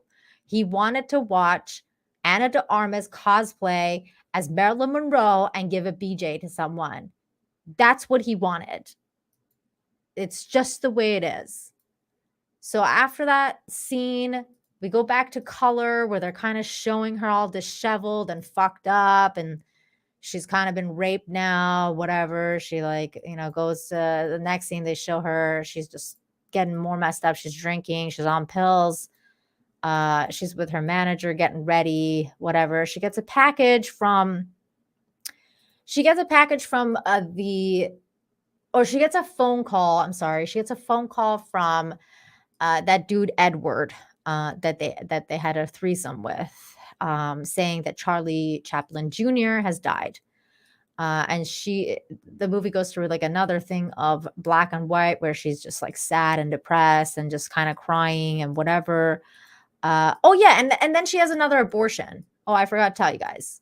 Oh, yeah, she has another abortion. Where you can't really tell if it's an abortion this time or if she's having a nightmare. But I think that she had one because they were trying to say that like it was JFK's because there was like agents there, and they like literally took her to a place to like rip this baby out of her. I'm not even joking. Like I'm trying to like kind of pinpoint the scene of her with because you're kind of like, wait, did she have a nightmare or whatever? I couldn't really tell. But then she just like she has like this is the scene where she's having another abortion. Although this part could have been that she was having a nightmare that she was having an abortion, and then she wakes up because she kind of wakes up covered in blood. So I'm guessing that she was having a nightmare that she was having an abortion, but she was actually miscarrying. So that could be interpreted as that. I can't show the part where she's covered in blood because she's naked. Then they show her again by the pool and like reading this guy's letter, whatever. I think she said, I think I already told you guys she got that phone call from the guy saying that Charlie died, and that he's gonna send her something. And she was like, I don't want it. But he's like, how do you know you don't want it? You're gonna get it anyway.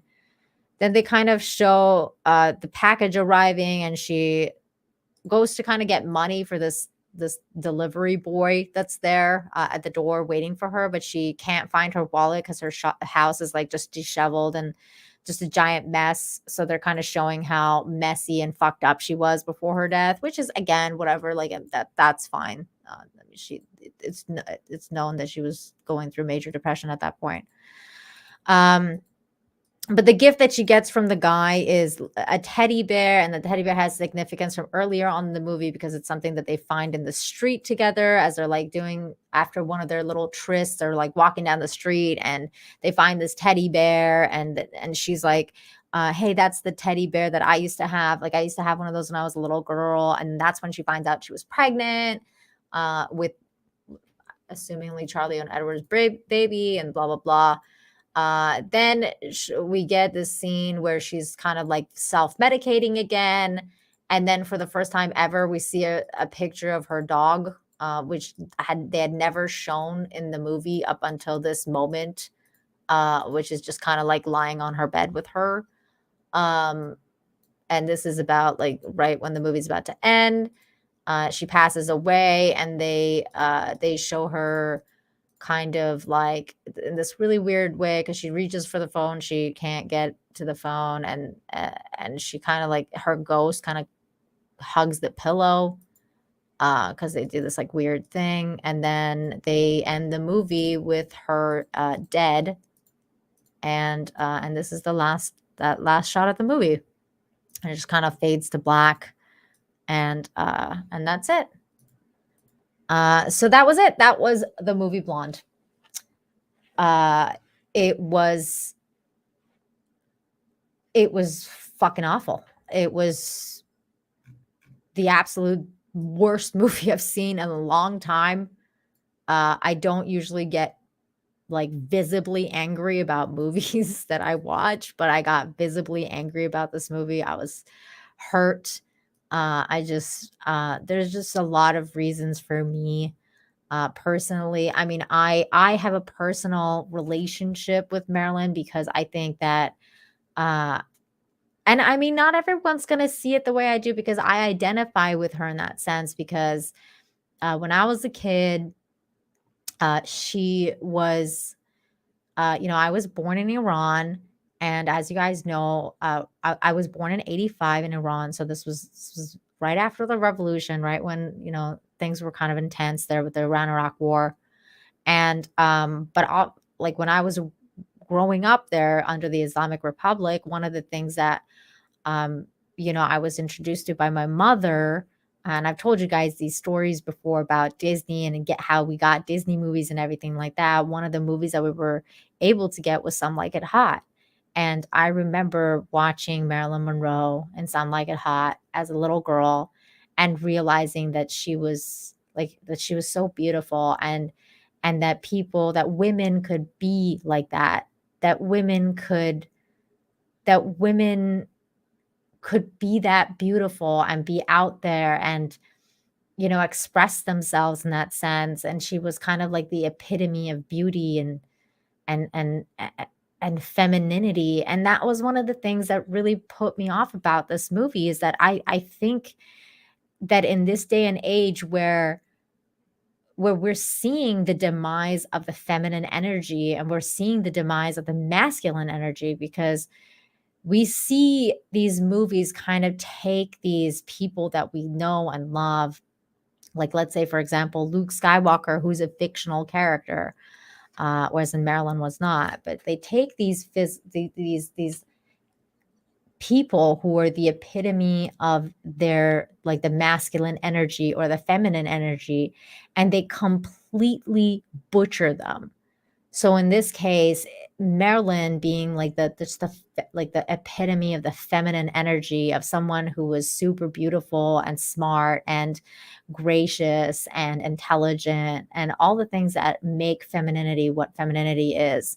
And they're making her this mentally ill woman with daddy issues who barely had any intelligence, who couldn't cook, who basically fell to all of the things that were wrong with her and who gave into the industry, who was just raped left and right, passed around, that she had no will of her own.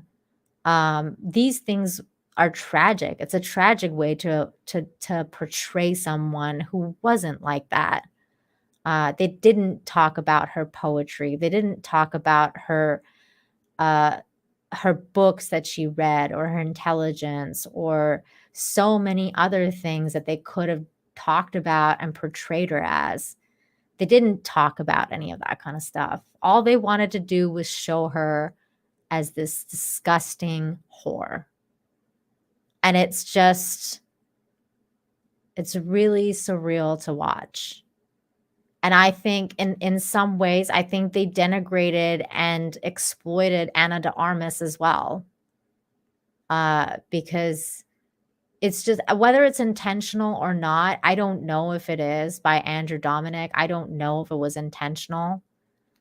But what he created was something exploitive.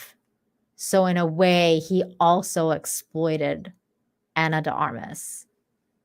And this person here says something interesting actually in that thread about this dude. Let me just pull it up for a second.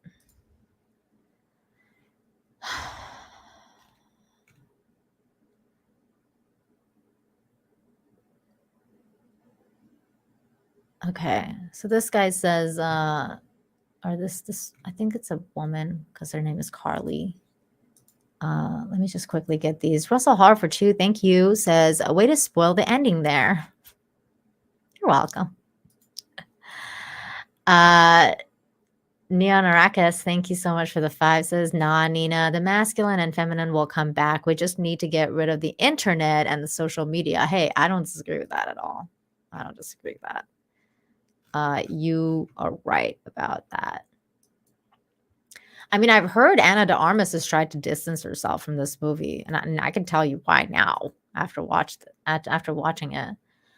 Says while many people claim that the entire story is based on a novel, the director Andrew Dominik has publicly said that the movie is only loosely based on the book, that he made up some of the storyline himself, and that's again also true. I've read everything there is to read about Marilyn Monroe, the New Zealand native, told BFI in a video call from his home base in Melbourne, Australia. I've met people that knew her. I've done an enormous amount of research, but in the end, it's about the book, and adapting the book is really about adapting the feelings that that book gave me. So it's just about his feelings. So again, when I said that this seemed to me like a fetish movie made to basically have Ana de Armas dressed as Marilyn Monroe and, raped and all that stuff, that seems exactly in line with what he said here. That he just wanted to get those feelings out. Dominic told Deadline, I know an awful lot about Marilyn Monroe. I read, okay, so blah, blah, blah. Oh, no, okay. Oh, okay. So it's a different one. I know a lot about Marilyn. I've read all of the major stuff. There's over thousands of books written about her, and I haven't read a thousand, but I've read all of the big hits. I've read all of that stuff, and I've met people that knew her, and I've been to most places that you can still get into where she's lived. I've read all the biographies of all the people that were in her life too, so I'm aware of what they think that happened in most of the situations in her life. Oh, so you've read all of this shit about her, and you decided to make this piece of garbage. That makes it even worse.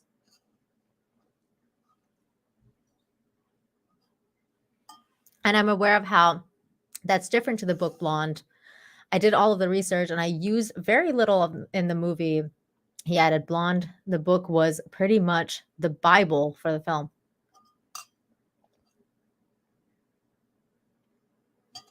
Additionally, Oates told The New Yorker that the film adaptation is a work of art and decidedly not a feel-good movie. No kidding. Excuse me.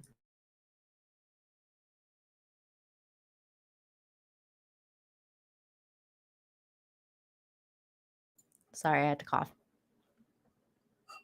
Ooh, that's weird.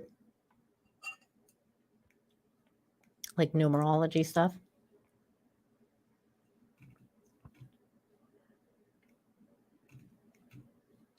200 Watt Studios for 2.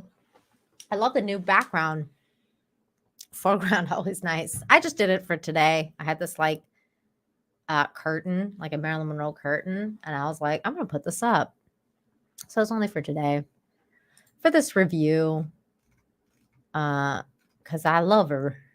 I always have, and I always will. But yeah, so I was telling you guys my story about her. So when I became a fan from Some Like It Hot, and she just, took over. Like, I mean, everything I read about her, I was just like, yeah, I was so intrigued.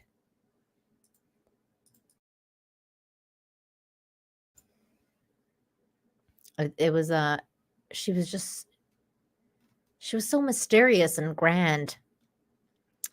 Let me also pull up. Okay, so this person talks a little bit more about what was said about Andrew. Andrew. Don't you think there's ever a risk that the audience takes Blonde as gospel about Monroe, even though it's clearly based on a novel and doesn't matter? I don't think that matters. Why would it matter? Oh, I don't know, because people are going to think that this is a fucking true story of Marilyn Monroe's life, and it wasn't. I mean, it's one of those things. Citizen Kane is a masterpiece, but Marion Davis and William Randolph Hearst became understood solely through it for a long time. Does anyone really care? Really? Yeah, I care. People who make films tend to think they're incredibly important, but it's just a movie about Marilyn Monroe. And there are going to be a lot more movies about Marilyn Monroe. I hope better than your shitty take. I hate when people make movies and then say, why does it matter? But if it doesn't matter, why'd you make a movie about her? Like the balls to say something like that. So this person goes on to say that this, which I agree. I agree to this. I agree with this too. Mind you, majority of the biographies out there about Marilyn are also fabricated and exploitive bullshit, but we won't get into that right now. I agree with this. And that was part of the reasons I stopped reading all of it.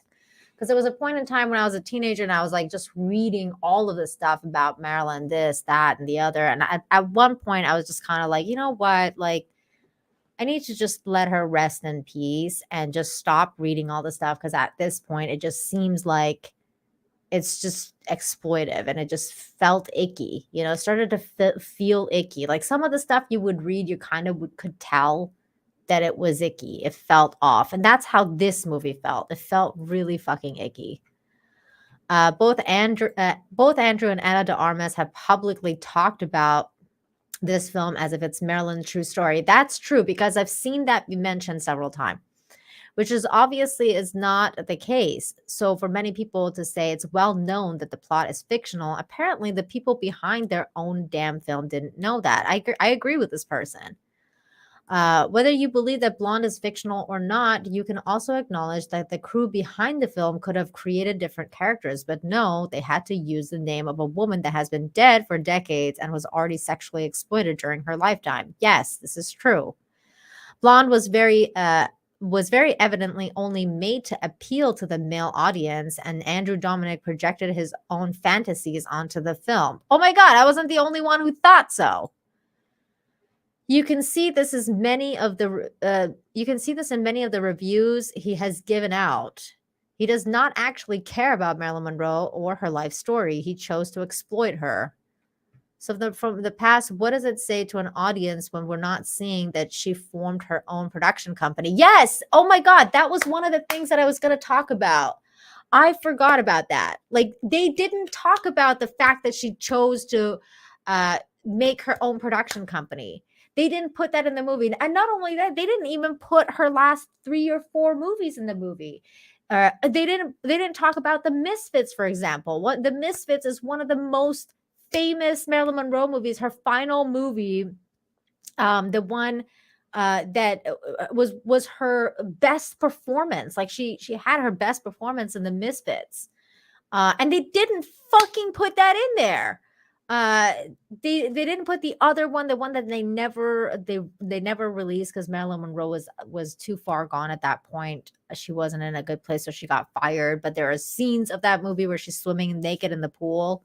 I forget what that movie's called right now off the top of my head.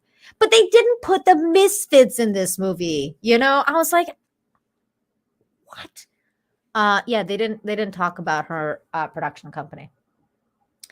What does it say when an audience that we're seeing that they formed her own production company, or that she was involved in in opposing the anti-communist witch hunts by the House American Activist Committee in the 1950s, or that she fought against segregation on behalf of Ella Fitzgerald, and so on? Wow, that's a great question, because none of that shit was shown in the movie.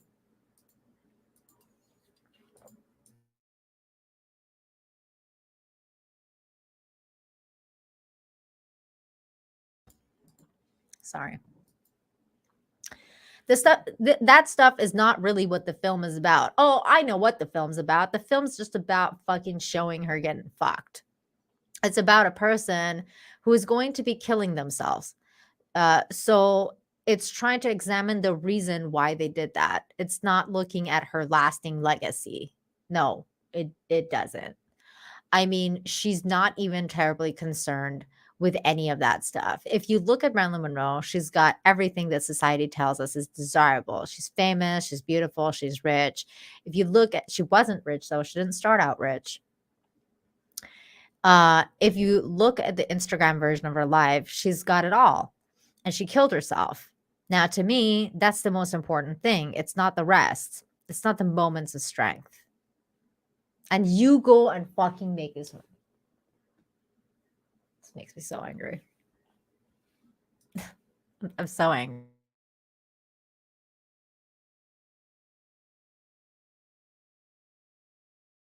I'm so angry I had to go off camera.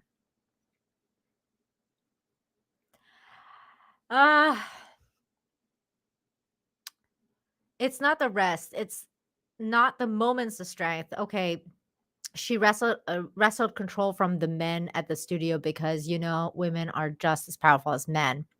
But that's really looking at it through the lens that's not so interesting to me. Oh, so powerful women aren't actually interesting to you. The fact that she took her life back wasn't interesting to you. Her legacy wasn't interesting to you. You are just a fucking weird fetishist. That's what you're telling me. I'm more interested in how she feels. I'm interested in what her emotional life was like. No, you're not. No, you're not. You're just interested in fucking exploiting her and her memory. You disgust me. People like this disgust me. Real quick. Mark, thank you for the 10. She is a fascinating character. How she came from Norma's humble beginnings and through her persona of Marilyn, she rose to a very pinnacle of society and politics. Most were just jealous. Agreed, man, with everything you just said. All of that. This motherfucker, though, not so much. It's a demanding movie. If the audience doesn't like it, that's the fucking audience's problem. Wow. So this motherfucker is telling me that it's me that has the problem. I didn't like his movie, but you know what? It's the audience that's fucking wrong. You didn't exploit Marilyn Monroe. You just are a piece of shit. The ball's on this motherfucker. Are you guys listening to this? It's not running for public office. It's an NC-17 about 17 movie about Marilyn Monroe. It's kind of like what you want, right? I want to go and see an NC-17 version of Marilyn Monroe story. A fetish, aka a fetish. He wanted to see Ana de Armas as Marilyn Monroe getting raped. That's what he wanted to see, and he made that movie. 200 Watt Studios for 10. Thank you. Says just watch Monroe in the classic Clash by Night. Odette's play adapted by the screen by Fitz Lang. Fantastic film. She had a small part as a tomboy fishery worker, but she had so much charisma. Oh, yeah, that's great. Her first film as that babysitter that's a psychopath. Like that movie is freaking intense. I was like, ooh.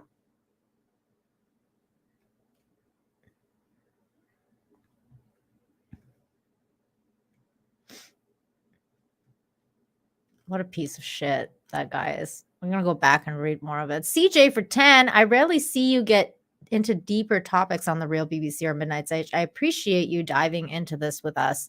Marilyn broke barriers and deserves respect. Thank you, CJ.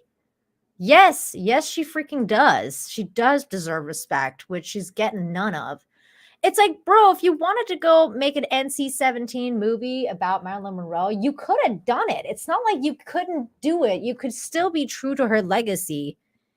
You didn't have to be such a piece of shit. Oh my God. So this dude goes on to say, like, but seriously though, shout out to this Carly character on Twitter too. Like, man. Because I was like seriously planning on making a thread like this. And then through my research, I found it. And I was like, this person did everything I wanted to do.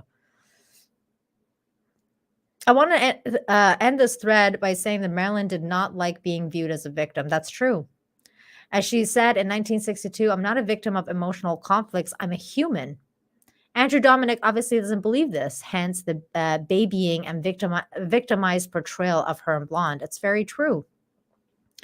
I guess my feeling is that there's a gray area somewhere between victimhood and empowerment.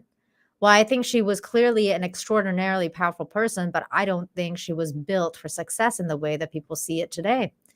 So with everyone, there are moments of strength, and people want to say that she took control of her life, but she wanted to destroy her life. That's assuming a lot, you piece of shit. Do you think the film does much to unpack or reverse the idea of Marilyn Monroe being crazy or difficult? I think it explains why. Actually, let me explain something here because uh again, through reading stuff, like it's kind of a known fact that especially later on in Marilyn's life, that she became very absent-minded, especially on set, and she was kind of like, not all there. That's why she got fired from her last movie. She wasn't feeling the industry anymore. She was just kind of like parting ways, mentally speaking and physically. Like, she was just not, she would show up late. She was not memorize her lines. She was just not feeling it anymore.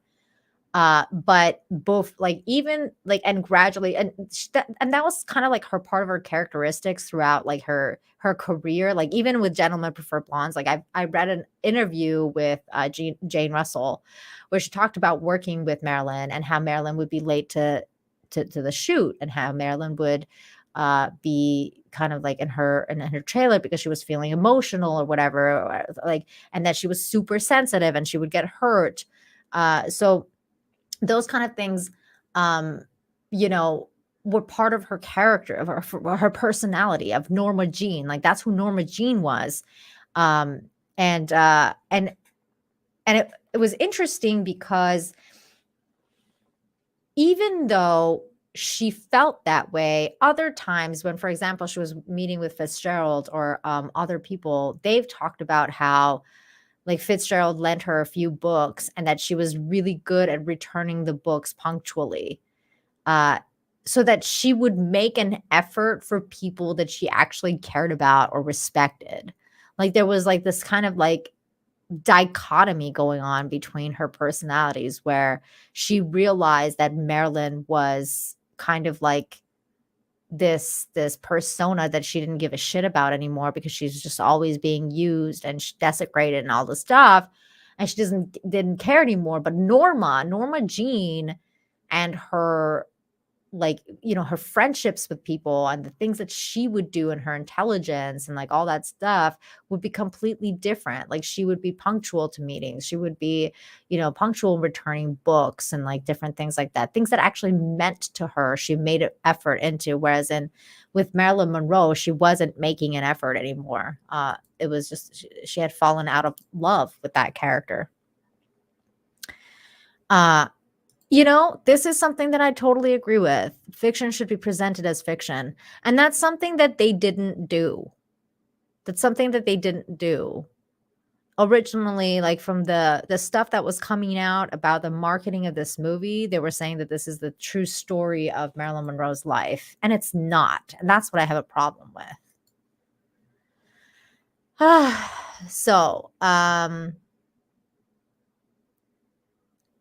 I think it explains why. I mean, everyone's crazy when we're talking about Marilyn, whether you're reading a book by Gloria Steinem, Marilyn Norma Jean, 1988, or Norman Mailer, Marilyn Biography, 1973, which Steinman's book was written in response to. Both are projections and fantasies. So is your shit. Marilyn represented a kind of a rescue fantasy, and the film is no different. The film is, oh, I'm glad he admits that. The film is a rescue fantasy. No, that's not true. We feel we have special intimacy with her character. You definitely wanted to have special intimacy with her character. That's the attraction to Marilyn, that feeling that we're the only ones who can understand, that we could have saved her somehow. That's not true. That's not the feeling this movie gives off. And maybe the flip side of that is a punishment fantasy or a sexual fantasy. A sexual fantasy. Oh, look, he admits it. A fucking fetish.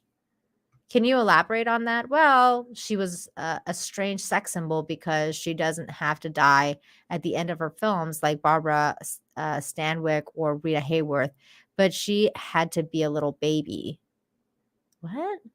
So when she sings Diamonds, Our Girl's Best Friend, it's like, it's that sisterly advice. If you're gonna fuck, maybe make sure you get paid, or is it just a romantic whoredom? Or romanticized whoredom. Wow. You didn't even Oh my God, this person.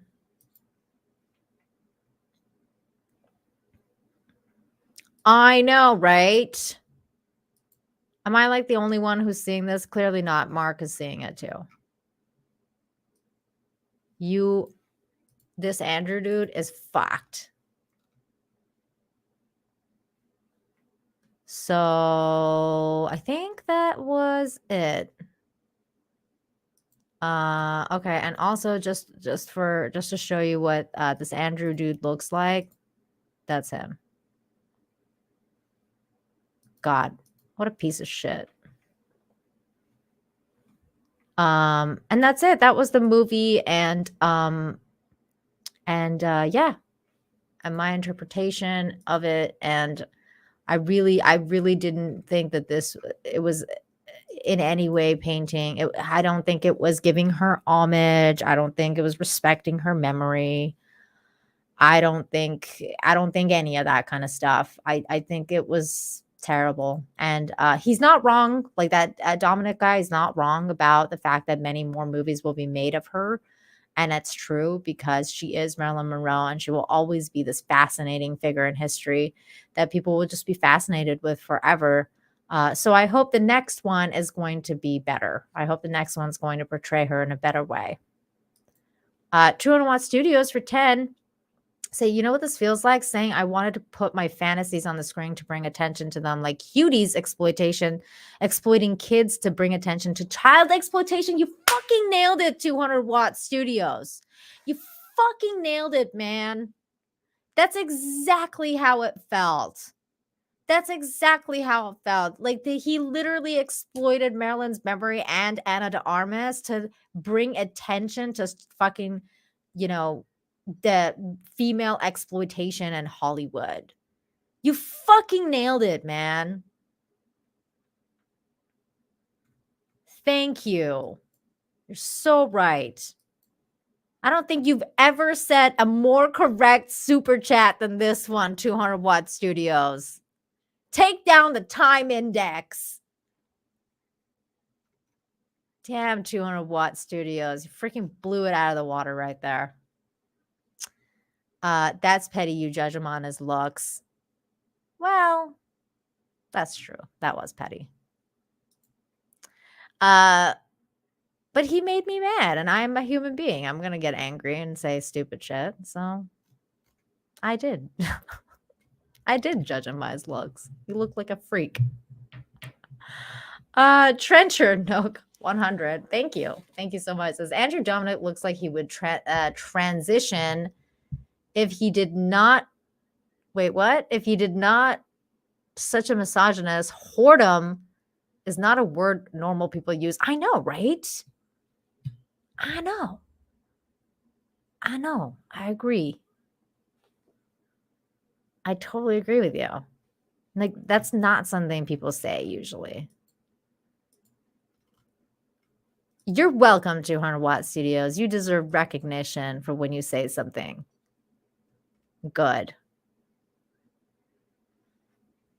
Not petty, it was his actions for us. Hey, that's a good point too. He started it. I'm just joking. Kind of true too. That's kind of true. It's kind of the standard Hollywood exec producer look. That is true. Hey Darren, good to see you. Says Nina, time to release the negative mojo. Watch some puppy and kitty videos and be happy. This dude doesn't deserve your time or ours. You know what, Darren? You're freaking right. You are freaking right. But you know what? You know what though? This has felt a little bit cathartic. Like it's felt really good to get it out. And honestly, it's felt kind of like therapeutic to spend this time and explain my viewpoint and how I how I felt about this movie. Because I understand a lot of people won't identify with Marilyn the way I do. I identify with on a different level than a lot of people do. Just like a lot of people identify with, like, people like, Luke Skywalker in a different way than a lot of other people do, like Star Wars theory. You know how Star Wars theory feels about Luke Skywalker? I kind of feel like that about Marilyn Monroe. Like I get his feelings that, you just kind of put on that icon. So in that sense, like this felt very like therapeutic for me to get that out, to get those really dark feelings out about this movie and the idea that she was just so misrepresented. And also to talk to you guys, and tell you like how I felt about it. And I appreciate that you guys are out there and listening, and I really want to say thank you. So and I hope that it helps somebody else who's like me. If you're like me and you love Marilyn, you don't want to see this movie. Trust me. Green-haired anti-liberal hello says, thanks for this, Nina. I knew pretty much nothing about her and didn't want to watch this movie. Reviews said it was misogynistic and made me want to watch because I figured those meant it was good. Glad I didn't. Yeah, no, this is the only time that I feel like it was definitely misogynistic and a piece of shit movie. Like, I'm usually like you too. I'm usually like, hey, that usually means it's good. Like, let me check this out. But no, not in this case. Nah. Yeah. Yeah. Nah. Don't do it. No. There you go. See, I'm so glad, Mark. I'm glad you told me so I don't waste my time. Time is a precious commodity. I agree. What's going on, Stump Brat? Good to see you. Forever Lost says, I don't care or hate her. It just seems like a shit movie. It was. The Freddy biopic was crap and boring. I thought it was better than this. I didn't hate that one so much. I mean, I haven't watched Elvis yet. I'm planning on watching Elvis. I haven't watched that. But I heard that one was all right. I've heard mixed reviews on that one. Like some people say it's really good, and some people say it was fucking awful. And same with Rocket Man, though. Though I've heard mostly Rocket Man good reviews. There's not that many people that say bad stuff about Rocket Man.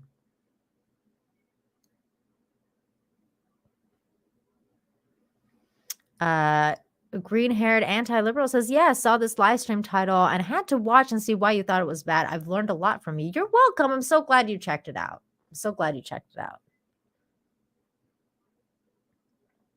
I didn't like the Elvis one. I haven't seen it. I want to see it. A lot of people say so there's a lot of mixed reviews with that one. Okay. I think though that's where I'm going to call it because we basically covered all the movie and it's been 2 hours. Wow. So thank you again, everybody, for joining me. I appreciate all of you, and I hope that you guys go watch a good movie instead of this shitty one. There's lots of good stuff going on out there. I mean, if you're really needing to watch a good movie, watch Bullet Train. I'm pretty sure it's out on rental now. I have a spoiler-free review of Bullet Train on my channel. So if you don't know what that is, check it out. Otherwise, you guys, I hope you have a fantastic Saturday night. Go and hang out with friends or watch Flashcast if it's happening, because that's what I'll probably be doing later. And maybe I'll go make some Legos. I don't know. I'll do something fun to make myself feel better. Maybe I'll watch some DS9. I don't know. The night is young and I have things that I can do. So I'm going to do that. Thank you guys for hanging out with me and making me feel better, though. You guys are the greatest. 200 Watt Studios, you killed it with that super chat. Mark, you killed it with that super chat. You guys are amazing. Thank you for hanging out with me and letting me vent to you my frustrations. And I'll see you guys next time. And next time is going to be tomorrow night. So tomorrow night, which is Sunday, we're going to do the next Rings of Power review.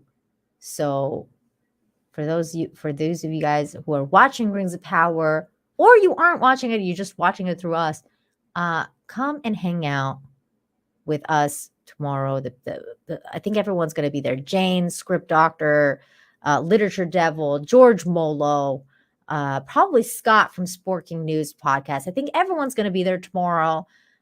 Pretty sure we're going to have a full panel. So come on by at 7 Eastern, 6 Central, and we're going to talk about the latest episode of Rings of Power. And so until next time, you guys, have a good one. Bye. Ooh, let me see what. You know what? Since we talked about Rings of Power, I'm gonna end it with the Rings of Power commercial. Good night, everybody.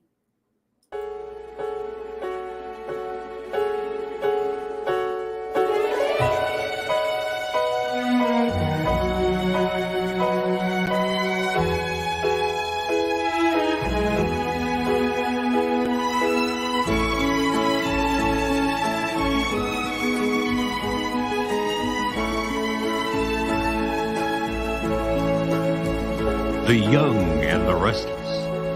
This portion sponsored by Oil of Olay.